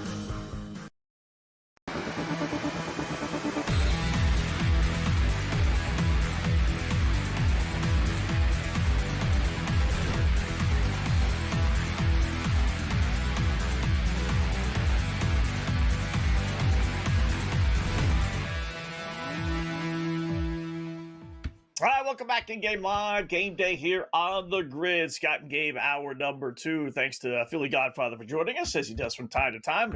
Sending out a couple of winners. So, recapping it. So, Philadelphia did score, and this is why I hate fantasy football, because you overthink these things. So, I benched Jalen Hurts. You got to clarify. The Eagles scored. You don't want to make people think the Phillies scored. There's a big game going on here. Yeah. Clarify. Not to mention the Flyers are playing, too. Yes, they are. Against Florida, no less. So the Eagles trailing one time 13-3, now leading 17-3. That didn't take long in the second quarter. Now laying back to 6.5. Basically, the number was to start the game. Little discount, it was 7.5. But the Giants here come the Giants. They got it 2nd and 9 at the Philadelphia 38, so they're not rolling over. This is. I'm going to take the in-game over here. To the very end. Yeah, I haven't clicked it yet. I'm finally going to do it. 55.5. That's the number I got right now. Let's click it, and we're in. Yeah. Get 30 points. You know you're going to get somebody's going to score before the first half is over, right? 4 minutes left. You always see that. So you know what probably the surprise is? 33. Surprise of the night to me, Scott, so far. No one's talking about or going to look at it. And even though I'm a dire Dodger fan, and I don't get stressed about these games. It's like, yeah, whatever, dude. Like, you get stressed in the 9th inning of an elimination game. I'm not going to panic like with every loss and they lose and win and stuff. So I sort of picked my spots, but I was nervous about this game coming into the day today. But the big surprise to me right now, Scott, is Kennesaw State beating Louisiana Tech right now, 21-7. Louisiana Tech are a pretty good football team this year. I'm surprised about this one. And I'm on Louisiana Tech moneyline parlay with Tulane, and Tulane are winning 12-0. So I'd like to see La Tech start to pick it up a little bit here. And we're already midway through the third quarter. This game's really moving along. I took Kennesaw on a 3-team parlay. I bumped it up to 15.5. I saw where La Tech is like the number one against the spread team when you consider what the line was and what they won. They're way up top. Phillies just smoked one to the wall in center field, but it was caught. All right. One out, top of the 11th. And I got runner on 2 out. base. Two out. Okay. It's 2 out, and there's a runner on first base. But you're dancing with the devil now with Vessia. Get him out after this next inning, right? And we didn't get to it. We had Philly Godfather. We should bring it up, Scott, because we opened up the show with it. Let's give credit to Dave Roberts and the Dodger organization for letting Sasaki pitch that other inning. They said, all right, let him go another inning. Yeah, he went 3 innings. In fact, let me see how many pitches, because he was cruising. They didn't come close to hit those first 2 innings. Ended up going 3, struck out 2, and threw 36 pitches. So, could he have pitched maybe another inning? I'm seeing the long fly ball there. Maybe, but it looks like they're going to get out of this 11th inning. So Dodgers minus 140 and change. 160. Bader's coming up. So it's Vessia versus Bader. And this is one of these picturesque days in Los Angeles today in which you got like the Sun game earlier in Los Angeles, the shadows. And I knew, Scott, to bet the under with the shadows, bro. With Sanchez and Glasnow and those nasty shadows playing at 3 p.m. in L.A. Think about it, guys. They normally don't play at that time, right? They'll play at 12:35 L.A. time or 1 o'clock. Night game, 4 o'clock. They don't start like at 6 Eastern normally, 3 o'clock local time. And it really is in that shadow range. Wow, we got a wild pitch or a pass ball here. Runner on second. That changes a lot, man, in a 1-1 game. Suddenly a single is a lead here right now. You walk him. Who's up after Bader? Real Muto. Yeah. I don't want to face Real Muto. No, we got to deal with this right now. I don't like kicking the can down the road, man. I don't know. You could argue, did it work for Philadelphia earlier, walking Ohtani? They ended up walking Betts after the run scored, but it wasn't a crooked inning. Yeah. Listen, if you can't get Bader out, then listen, you don't deserve to win the game, right? No offense to him. He's a decent player, but you got to attack him. There's a reason why he's pinch hitting right now, right? Exactly. You got to attack him and get out of the inning here. You got Harper on second base, though, and Harper's got some speed, right? So, a hit is going to score a run here if you're Philadelphia. Big-time drama here. 2 out. Yeah. We got a 1-1 count. Lefty versus righty. I hope they pitch to him. I hope they don't pitch around him. They probably will pitch to him, but I don't want to pitch around him. No, he's going a righty too. Yeah, and he's throwing him a lot of off-speed stuff, right? So if anything, there's going to be like a squib type, ground ball. I don't think there'll be like hard contact, at least like it seems to me like most of the stuff is kind of sort of junkish that he's throwing. Giants got it 2nd and 4 to Philadelphia 22. Yeah, this is the 2-minute Let's warning. get some points. Hey, you know what, Scott? I'm pleasantly surprised. I thought the game on Monday would suck, and the first half kind of did, and then things got crazy, right, with Jacksonville and KC. Even though I've been paying more attention to the baseball game right now tonight, but wow, we got an entertaining Eagles-Giant game. Who would have thunk it? Yeah. I'm betting this every night. So every night we come on game at 8 and there's games at 7. Just know we have this in play. FanDuel offers a non-shutout. They word it as, will every team score 1 goal? But, so you're basically in hockey, will there be a shutout? What was hockey, the price tonight? Plus 250. That is a lot of games. A lot of games, I'm doing, and I'm betting every game. It was 125 better. to 1. It's better when there's a lot of games, right? Like what was it last night? What was it last night? It was there were 4 games plus 115. All right, so yeah, they really are aware of then the amount of games. They're sharp. I wanted to see if they sort of were sleeping. Yeah. Because last night we only had 4 games last night, right? Yeah, So there's only 4 chances. So yeah, there were many more games tonight. So that's not bad. I like that prop, Scott. I don't have a problem with that, playing that on a nightly basis, especially early in the year, where, there's going to be some teams that are just going to be bad to start the season, have a bad night, whatnot. We saw Seelov pitch a shutout the other night in his first start to start the season, right? So I like the prop. I don't mind you playing it. Yeah. Not that you need my permission, but I'm just saying I like the prop. I would play it if I had it. That's right. The only problem is they don't need my permission to do it. Everything is looking good except 8 minutes left. Rangers 1, Buffalo nothing. So I got 8 minutes for the dopey Sabres at home, no less, to get a goal. Otherwise, I got goals in all the others so far. Dude, this at-bat's been going on still for like ever. How many pitches do we add? Yeah. Unbelievable. Let you know what happens when we come back.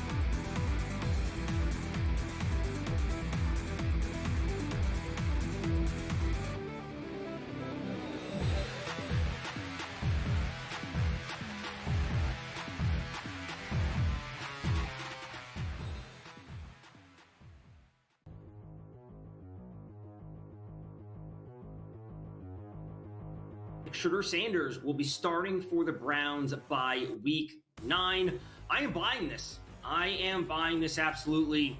At a certain point, Joe Flacco just not the answer. We know they already made the change. Dylan Gabriel is starting this week. We know that. But maybe a team needs a quarterback, and they're willing to trade for Joe Flacco for some level of stability, and then we simply get nothing out of Dylan Gabriel. He is a rookie quarterback when it's all said and done. Maybe there's just no production from him. So why not just move on to a different rookie quarterback that you have just to see what you have? And then, as you mentioned over the top, you have to evaluate going into next year's draft. So I will absolutely buy this. The next 4 weeks, Minnesota, Pittsburgh, Miami, New England. The question is this. If they truly believe that Gabriel could be a future starter, you got to give him more than 4 weeks, right? That's 4 weeks is not enough. Minnesota, that's a rough game, all right, being played with England this week. Pittsburgh, they haven't have a defense. Miami is not very good. New England's supposed to have a good defense, hasn't here. I want to sort of go. I think Shedeur Sanders is going to start at some point this week. I don't think it's going to be by week 10, although that does make sense here to name him the starter during the bye week, get him 2 weeks here. I'm going to go more, maybe double digits, week 12, week 14, somewhere around there. Because I'm going to want to give Gabriel a longer run. I think Gabriel might do some damage here against these lesser defenses here. So I think give him a longer runway here. That being said, I do not think Gabriel is the long-term future of this team. I don't think he's a franchise quarterback at all here. I think he's a number 2 at best here. Sanders could be a number 1. I have doubts about him too. I think Sanders has a better shot. So by week 9, by week 10, I'll sell that. But if you're going to give me a couple more weeks, I would have bought it. Fantasy Sports Today, Fridays starting at 3 p.m. Eastern, only on SportsGrid.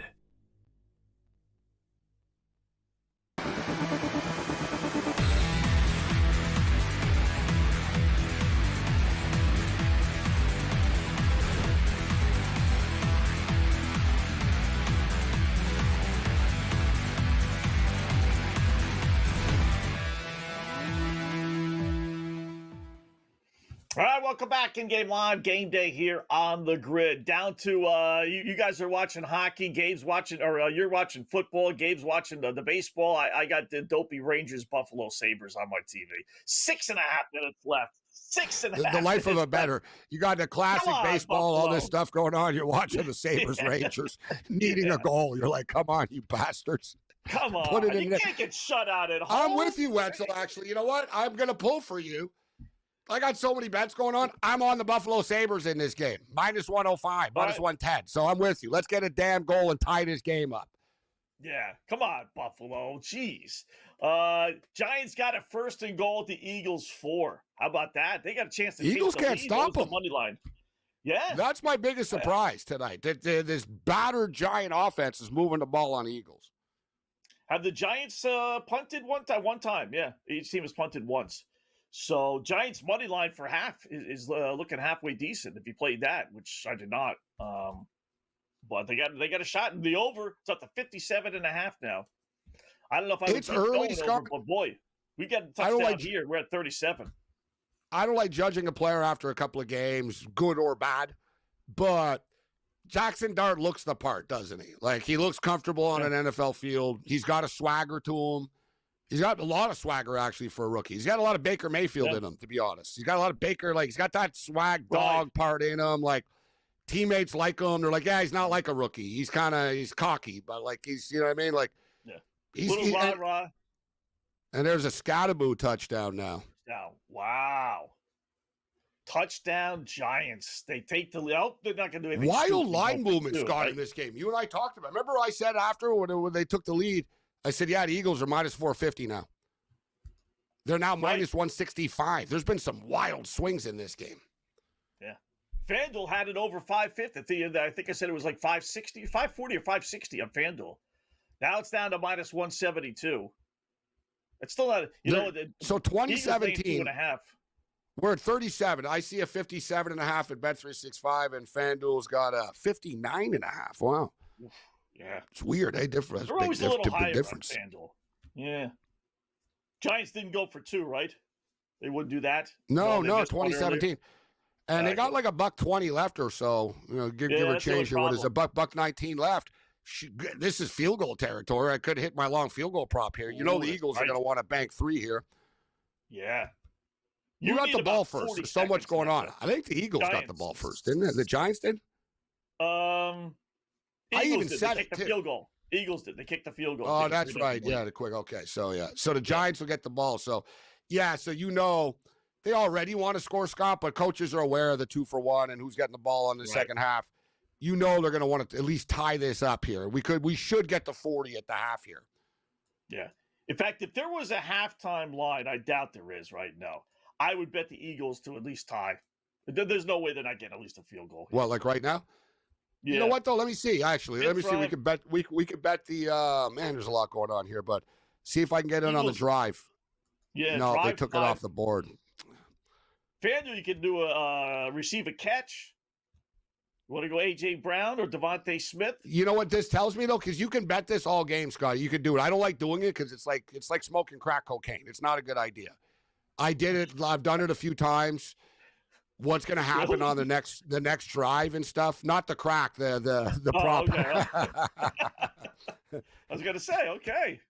Yeah, it's like We didn't really need it's to a know great that, scene in but the. okay. It's a great scene in the Anchorman 2, when they go. They're trying to get ratings, so they smoke crack on the set on the news. And they're experimenting. They're like, "What's all this crack about?" And they're smoking the crack. They're like, "We need investigative journalism. We're going to find out what crack is about." So they smoke the crack, and one of the guy goes, "I love it when we do cooking segments." They called it a cooking segment. No, but Scott, it's a dangerous game when you start betting. Like, what's going to happen on the next drive? Field goal, interception, like. You get mad when you lose. You start chasing. Like, I lost like $1,000 one night on a Monday Night Football game playing like what's going to happen next. It wasn't a good idea. Yeah. It's very frustrating. It's like a scratch-off ticket, Yeah. It doesn't stop, Scott. You can keep going and going and going. Like, what I will tell you, though, is we'll see in the second half. Now I say this, and we'll play one, but you do get, Scott, like plus 550, plus 650s for a turnover. So that's the way to go. You just sort of randomly bet Mm-hmm. turnover all the time, and, you could hit it at like plus 600. Like, will there be a turnover on the next drive? Right. That's not bad. You know what I like doing is if neither guy has thrown an interception and they haven't, to bet interception second half for both quarterbacks. It's guard. One will.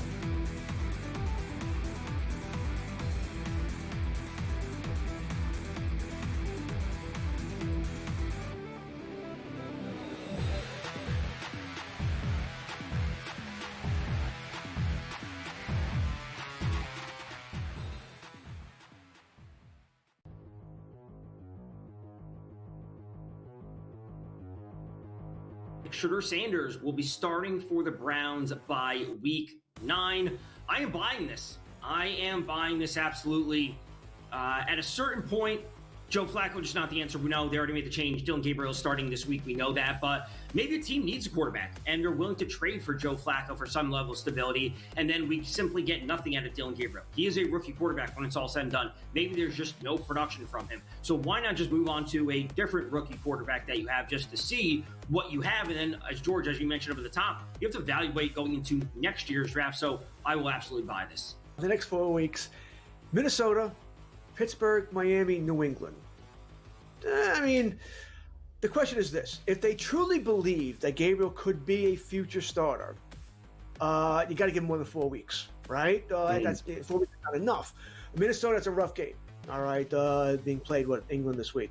Pittsburgh, they haven't have a defense. Miami is not very good. New England's supposed to have a good defense, hasn't here. I'm going to sort of go.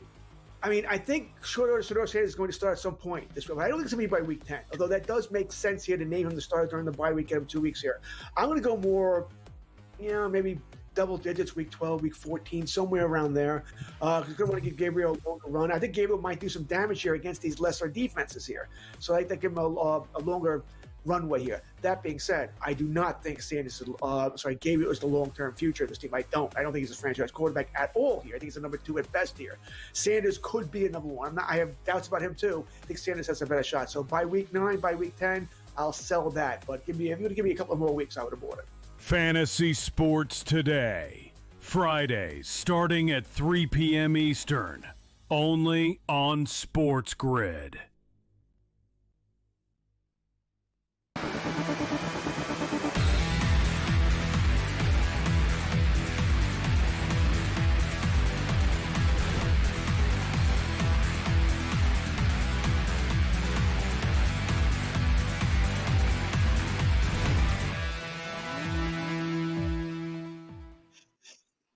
All right, welcome back in Game Live. Game Day here on the grid.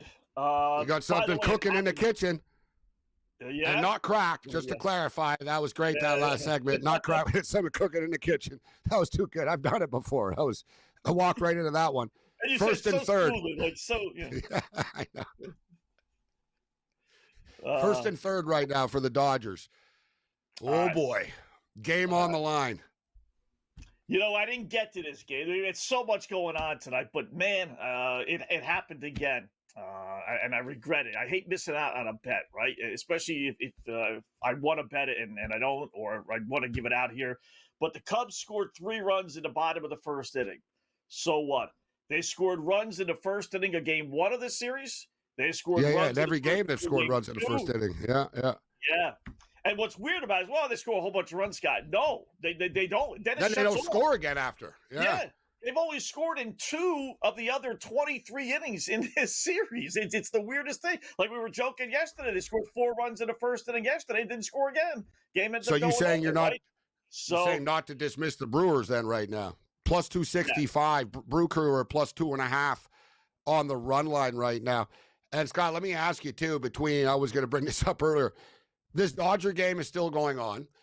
The football game, like whatever, dude. Like it could be anybody playing and they're going to have 15 million, 25 million people watching. So there's more. Everyone's watching the football. Diehard baseball fans are locked in on this classic Dodger-Philly game right now. Is anybody outside of Milwaukee or Chicago like watching this Cubs game right now? Like, no. You know what I mean? Nobody. Like outside of that. And they're right beside each other too. So you got this little pocket, Scott. I wish we had like an overhead, global shot of Earth with like the outage, like of lights of people watching each game. You see this little thing in the middle, right? This little thing in the middle. Oh yeah, that's the Cubs and the Brewer game, right? Like you have more people watching East Carolina. I bet you the Tulane game. Yeah, you read my mind. I bet you the Tulane game's hanging right now with the Cub Brewer game as far as ratings, if not more. Right? Yeah. You're right. You know, dude, there's a couple of million hardcore college football bettors out there watching it, you know? East Carolina scored touchdown. I got them in the tees. I got Kennesaw State, East Carolina, and Georgia. Kennesaw State's still up. They're still up. Man, they're still up 21-7. They're going to win this game. Yeah. It's the fourth quarter. It's not halftime. This game has flown by. It's going into the fourth quarter. Wow. Georgia Southern 21-7 too, though. I got to get Georgia Southern. I took them in the other portion of the tees. Ooh, I'm on Southern Miss in this one. Yeah. And look, Sam Houston State are punching back tonight, actually, huh? 0-5 straight up, and 0. Dude, what did you think of that? 0-5 straight up. They did play a couple of tough teams, but they get murdered all the time. Yeah. Their schedule has been very tough, but they've been outgained too in every single one of those games. So I don't know. I forget what the scores were, but it hasn't really been competitive. So no, they lose by 17. 4 games exactly by 17, and they lost at Texas 55-0. Yeah. So they're not winning, they're not covering, and they're being outgained in every single game. So I was on Jacksonville State. Jacksonville State are a good second half team. They are, Scott. Jacksonville State games, they usually they get better as the game goes on. So 17-14, we could still cover the number with Jacksonville State. Yeah, we definitely can. All right, halftime here in the Giant game. So it is 20-17. Eagles did not score, surprisingly enough. So let's bring in our good buddy Tom Vecchia, SportsGrid host. You see him here all the time here on the grid. Tom, impressions of the first half. How about that? Giants money line first half covers. They're covering the spread, obviously. They're still an underdog, getting 2.5. Over-under is 57.5. Your thoughts on the first half? Way more points than I was expecting. Talking to people throughout the day, and I was like, this game's going to end like, I don't know, 21-13 in favor of the Eagles to maybe 21-17. I thought we were in for a real classic Thursday night game. Just flags, penalties, this, that, lack of offense, but really impressed and also just obviously excited that we're actually getting a game. We're getting guards. We're getting the props to come through for so many different players. So to see 37 points when the total was sitting at 40.5, see 37.5, or 37, I should say, in just the first half is awesome. Guys, neither quarterback passing prop was over 200 tonight, and look at their in-game now. 309.5. Remember, Scott, you and I talked about it earlier. It was like 179. I was like, yeah, he's got 10, but it seemed pretty low. It's like, it's 309.5 right now.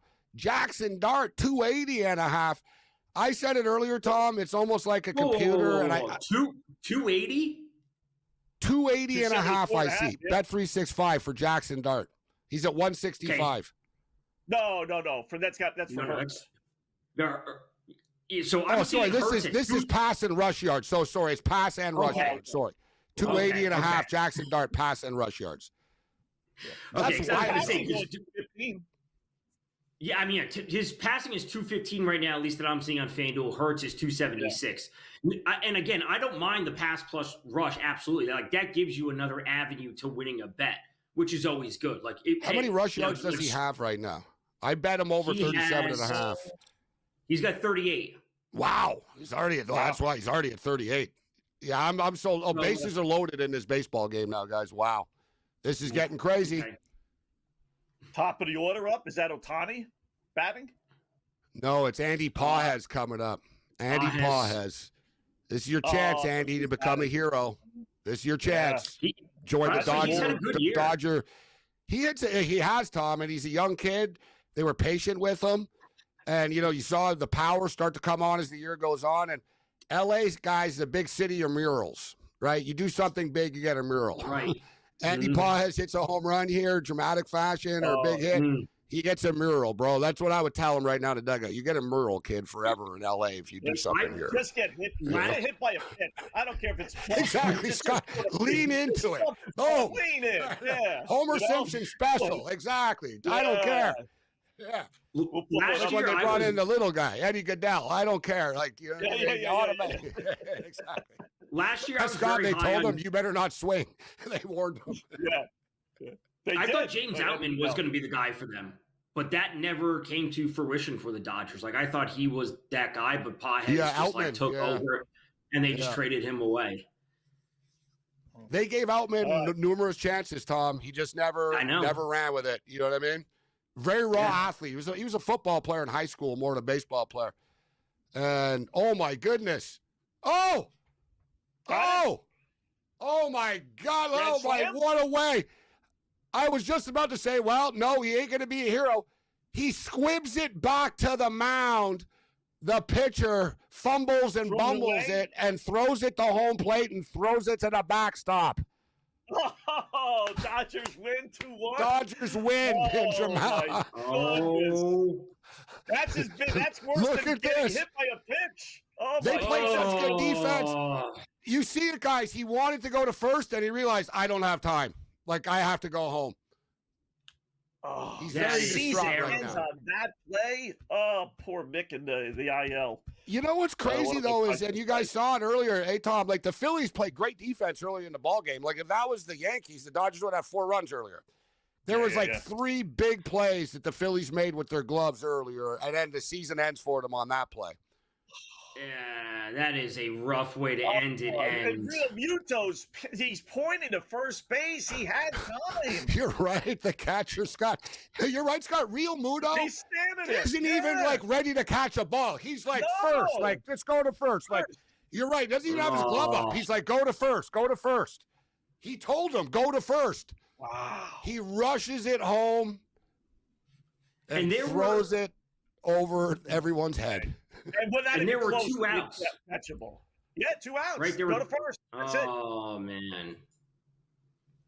Listen, Will Chamberlain couldn't have caught that one. You know, Manute Bol couldn't have caught. That No, one. it literally nearly hit the ump in the head, Scott. Like the umpire nearly got hit in the face, like with it. That was like 20 feet over his head. I mean, oh my goodness. What a way to end the series. Dodgers advance. Wow. Wow.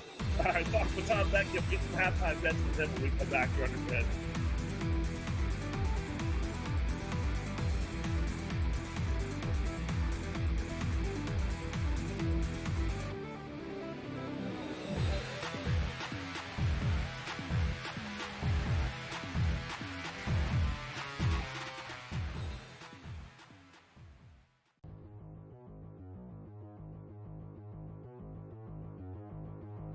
Shedeur Sanders will be starting for the Browns by week 9.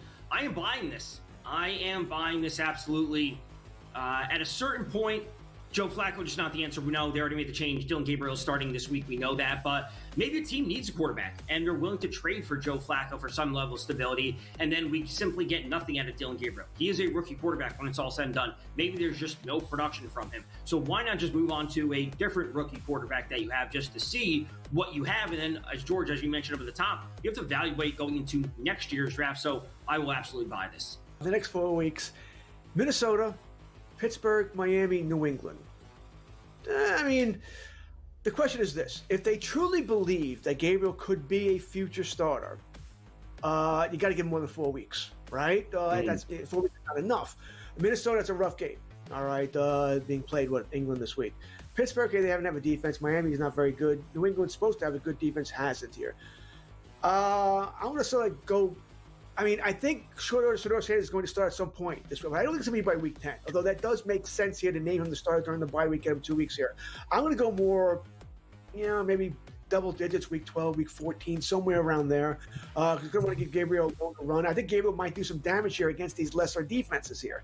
So I think give him a longer runway here. That being said, I do not think Gabriel is the long-term future of this team. I don't think he's a franchise quarterback at all here. I think he's a number 2 at best here. Sanders could be a number 1. I have doubts about him too. I think Sanders has a better shot. So by week 9, by week 10, I'll sell that. But if you're going to give me a couple more weeks, I would have bought it. Fantasy Sports Today. Fridays starting at 3 p.m. Eastern. Only on SportsGrid.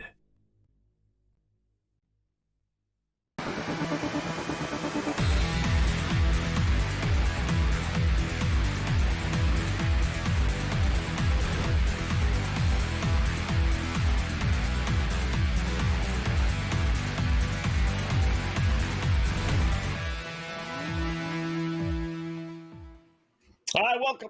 Whoa, holy fudge. Welcome back in Game Live. Game Day on the Grid. I have this little game where I play with myself where I go with the scores here, and I just kind of scroll down, and I'm looking at the Ranger game, and I see the Rangers won 4 to something. I didn't show Buffalo yet. I'm thinking, wow, Sabres must have scored then if the Rangers scored 4 goals. 4-0 Rangers. The Lord give it, the Lord take it away. Happy with the Dodgers, bad with the Rangers. We got some hockey coming up. Let's get to. We got football picks for the half here, but we do have hockey coming up. I know Tom likes to bet the pucks too. We got a couple of games coming up. We got 3 games coming up at 10 o'clock Eastern time. What about the football? What do you guys want second half? What are you doing, Tom? Second half here. What are you doing? Second half, I think it's pretty easy just to trust Wan'Dale Robinson over 87.5 receiving yards. He's already up to 62. It's very clear that he is the guy for the Giants. When you're looking at the rest of their receiving room, obviously with Neighbors out for the year, Darius Slayton's out for this game, they don't have viable receivers like little Jordan Humphrey and what's his name, Jalen Hyatt. They were called up off the practice squad. And these are players that legitimately were not good enough to play normal reps. In 3 wide receiver sets to start the year, the Giants had Wan'Dale Robinson, they had Slayton, and then Malik Neighbors. So if you weren't good enough to make the team initially, these just aren't solid options. And I know little Jordan Humphrey's got his catches to start the game, but Wan'Dale Robinson is the best player that they have when it comes to passing. So over 87.5 is just I expected more from Jalen Hyatt, Tom. Coming out of Tennessee, he's never contributed. I'm not saying I play him right now, but it's very difficult to project how good a wide receiver is going to be coming out of college. That's my point here, right? Because he looked great in college. I thought, man, this guy could really be a nice deep threat for them. Never really materialized. Yeah, they were talking about on the broadcast, saying he's a bit of a bust as a draft pick. But it's listen, you have your chance to shine now. And my point being is, if he can't get it done now, then there's no time that he's going to get it done. He can play literally 90% of the snaps at this point. If he can't get it done now, there's no chance for him to get it done. His prop is 11.5 yards. He's got 11, Scott. So does he catch one more ball? One catch. That's the answer. I'm going to say yes. Right? I'm going to jump in. I'm going to say yes. Yeah. And I like Tom's Robinson over pick. What about from an Eagle perspective, guys?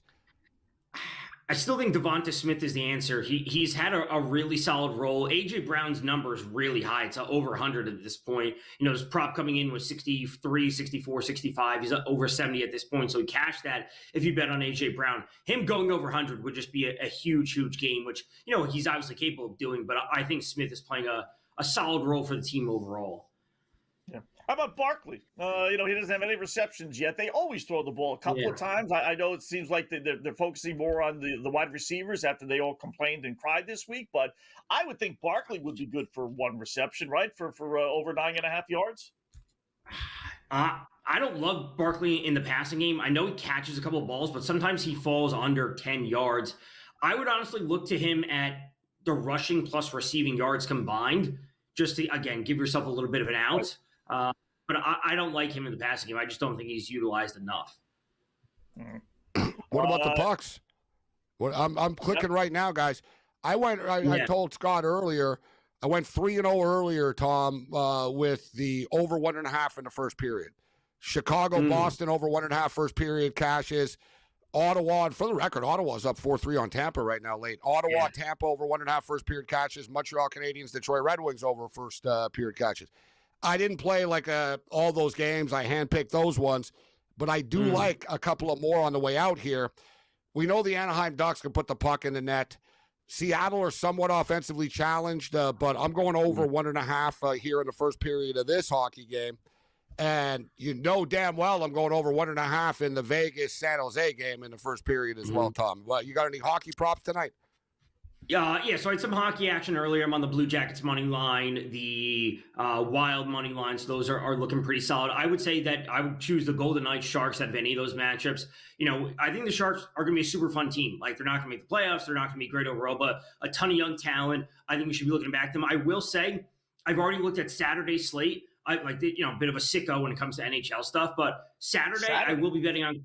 Yeah, there's no games tomorrow. NHL, everyone complains about the NHL schedule, but the NHL obviously did this anticipating MLB playoff games, closeout games. That's why there's no games tomorrow. Saturday's slate Habs at the Blackhawks, Cole Caulfield for a goal. I'm already going to be on that. I know I'll be there. When you look at a high-volume shooter, and Gabe, you can probably speak to this, but like when high-volume shooters don't score, I'm always looking to back them in that coming game. So starts off the season versus the Toronto Maple Leafs. Caulfield doesn't score. He had 4 shots. He had another at least 3 tonight. Going up against the Blackhawks, if you give me a player on the first forward line and the first power play, he's going to be plus 125, plus 140-ish for a goal, who hasn't scored yet. He's going to be looking to shoot. He's going to be looking to score. That's going to be a fun game. There should be some goals. Oh, the Spencer Knight looked really good, right? Spencer Knight's going to keep the Blackhawks in games this year. And we got the Canucks. Yeah. Flames played last night. We've seen a trend early in the season of teams that played already have looked good and bounced back or won the game again after. But with that being stated, I like the Canucks tonight. Are you touching that game? I would go to the Canucks in regulation. The jersey, as you see. Nicest jersey in the NHL. Nice. Love it. I like the Canucks. I would take them on the 60-minute line, which means they have to win in regulation. If anyone doesn't know, it obviously gives you better odds, but it does shorten your window to win. So like they have to win in regulation. If they win in overtime or shootout, you lose the bet. But I often like going to odds that are minus 200, minus 175. Looking at them in regulation, just getting better odds on it.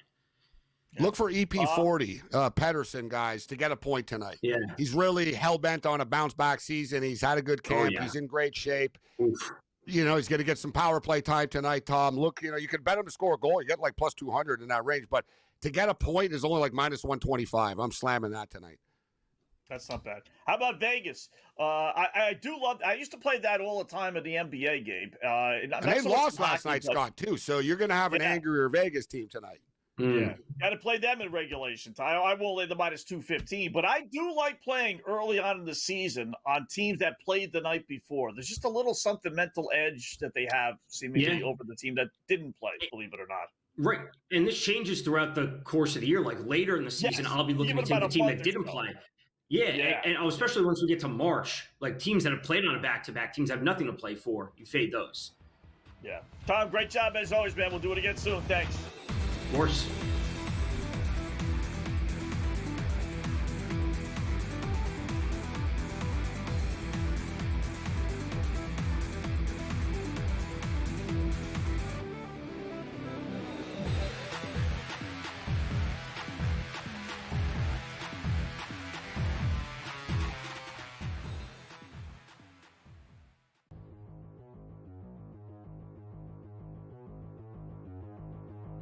Shedeur Sanders will be starting for the Browns by week 9. I am buying this. Absolutely. At a certain point, Joe Flacco just not the answer. We know they already made the change. Dylan Gabriel is starting this week. We know that. But maybe a team needs a quarterback, and they're willing to trade for Joe Flacco for some level of stability, and then we simply get nothing out of Dylan Gabriel. He is a rookie quarterback when it's all said and done. Maybe there's just no production from him. So why not just move on to a different rookie quarterback that you have just to see what you have? And then, as you mentioned over the top, you have to evaluate going into next year's draft. So I will absolutely buy this. The next 4 weeks, Minnesota, Pittsburgh, Miami, New England. I mean, the question is this. If they truly believe that Gabriel could be a future starter, you got to give him more than 4 weeks, right? That's 4 weeks is not enough. Minnesota, that's a rough game, all right, being played, England this week. Pittsburgh, they haven't have a defense. Miami is not very good. New England's supposed to have a good defense, hasn't here. I want to sort of go.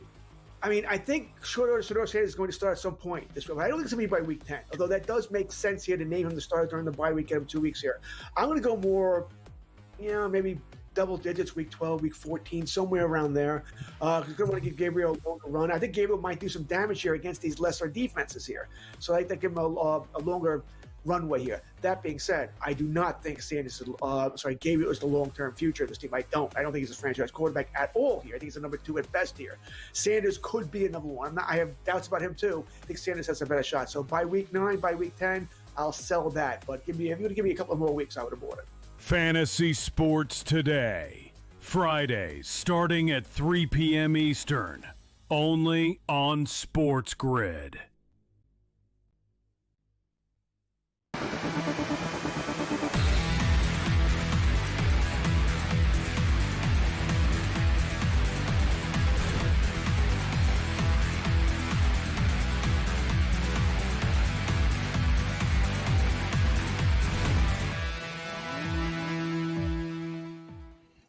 welcome back in Game Live. Game Day here on the Grid. Thanks again, Tom Becky, who joins us halftime of most of the NFL games that we have here while Gabe and I are on the air. Ottawa just beat Tampa Bay, by the way. I only bring it up just because Ottawa's now 8-3 their last 11 against Tampa Bay. And all those games, I will tell you, Tampa Bay is the better of the two teams. So every once in a while you get a little strange matchup, and that seems to be it. Ottawa were a playoff team last year, though. They're a playoff team, and they're probably going to be a playoff team this year. Loaded with young talent. This team. They had injury problems, still fought through it last year. The Ottawa Senators are a good team, but they're another one of these teams that they're never on national television, right? Like, they're never even on national television in Canada. Yeah. No, I'm telling you, like, the Sens, even in Canada, that's basically, it's all Leafs and Oilers all the time. Like, they're the two teams that get the most sort of attention. Montreal is very popular, but they play in a French city. Like, they're kind of in their own world, the Montreal Canadiens. They have their own, like, network and stuff. They don't really care about everybody else. They really are just like, they have their own operation type of deal. But so like Notre Dame. It's like Notre Dame of the NHL. Yeah, exactly. They're bigger than everyone else, right? We're going to do our own thing type of thing. Yeah. Well, it's because they're French. Nobody else has a French broadcast, but the Vancouver Canucks have their games are broadcast in 3 different languages. It's pretty wild. Wow. If not 4. French? Actually 4. English? No, not French. It's English, Indian, Punjabi. They actually in Indian, they have Asian that's big in China, like with China stuff, the Chinese. So they have an Asian broadcast and they have a native broadcast too. But I think the native one is like, once a week type of thing. Yeah, Canucks are one of those, very multicultural, they're fans and, but the broadcasts are crazy, dude. There's a million, just an absolute million of them. I get blacked out though for most hockey games. It's pretty angering for me actually. Really? Yeah, because I'm in a hockey market and they want me to pay for like the network, like I said. Like, what's funny? I get your Boston Bruins all the time. And it drives me crazy because I don't even like the Bruins. I see every Boston Bruin game. Like, for whatever reason. Wow. Like, I get every Nesson game. Speaking of which, did they win? I took them tonight. Overtime. It was 3-3. Is it still an OT? No, it just ended. No, it's got to be over because I'm clipping around here. It's over. 4-3. All right. I was on them. We'll take that. 2-0. How about that? What a start, huh? See, people said, the Bruins. See, they're slamming. It's a lock. They're making the playoffs, Wetzel. It's a lock, you see? Yeah. 2-0. 2-0. I got an app for you, though. I got everything. I got minor league hockey game. And mine comes out of Canada. I'll shoot you an email. Perfectly legal. I get everything. Oh, and how about this guy? I get I got everything too, but on my cable package, you know what I'm saying? Wink, I can watch any game I want. I see everything that I need to see, but my cable package, hockey's so big here, they screw you. Like each team has a regional deal and you got to pay extra. You want to watch the Winnipeg Jet game? Oh, that's $7.99. You know what I mean? Like it's always something. So I just sort of, whatever. But I know I get a ton of games. And speaking of 2-0 though, Scott, how about the Pittsburgh Penguins? Another team that people said, they're going to be terrible this year. And like, guys, it's super early, right? It's an 82-game schedule. But 2-0 is 2-0, right? And if you bet on them, and I did, I took them tonight. I think the Islanders are going to be bad this year. Yeah. I feel bad for Patrick Waugh. He survived the GM change and everything, but... Because it's not his fault. He doesn't have any players to coach, bro. No. Like, what do you want him to do? Yeah. There's not much there. They probably have the least talent in the NHL. And I'm not exaggerating when I say that. Because, look, like, Chicago Blackhawks have the lowest point total, Scott, but they got Connor Bedard. Connor Bedard's 20 years old still. Like, you know what I mean? Like, he hasn't lit the league up yet. He's 20 years old. Let's slow down, right? Like, the kid's going to be a megastar. Mazur's a really good player. They got Spencer Knight. The San Jose Sharks, Scott, they're good. Like, they got good young players. You know what I mean? They got a bunch of young little star Macklin players. And all those guys. Yeah. Will Smith, the other Will Smith. There's a bunch of Will Smiths. Will Smith. So you got another Will Smith. He's really good. Like, so the Sharks are a really good young talent. The Islanders don't have that. They drafted Schaefer first overall. Like, they're like 5 years, 7 years away. Like, I agree with you. Poor Patrick Waugh. Yeah. And I don't know if he'll get it in the crack second go around, maybe. But It's a struggle, that's for sure. All right, Giants got the ball. They're on the move. The Eagles got the ball. They punted. Giants now have it at the Eagle 29-yard line, 1st and 10. Leading already, 20-17. We'll update the lines when we come back to Game Live.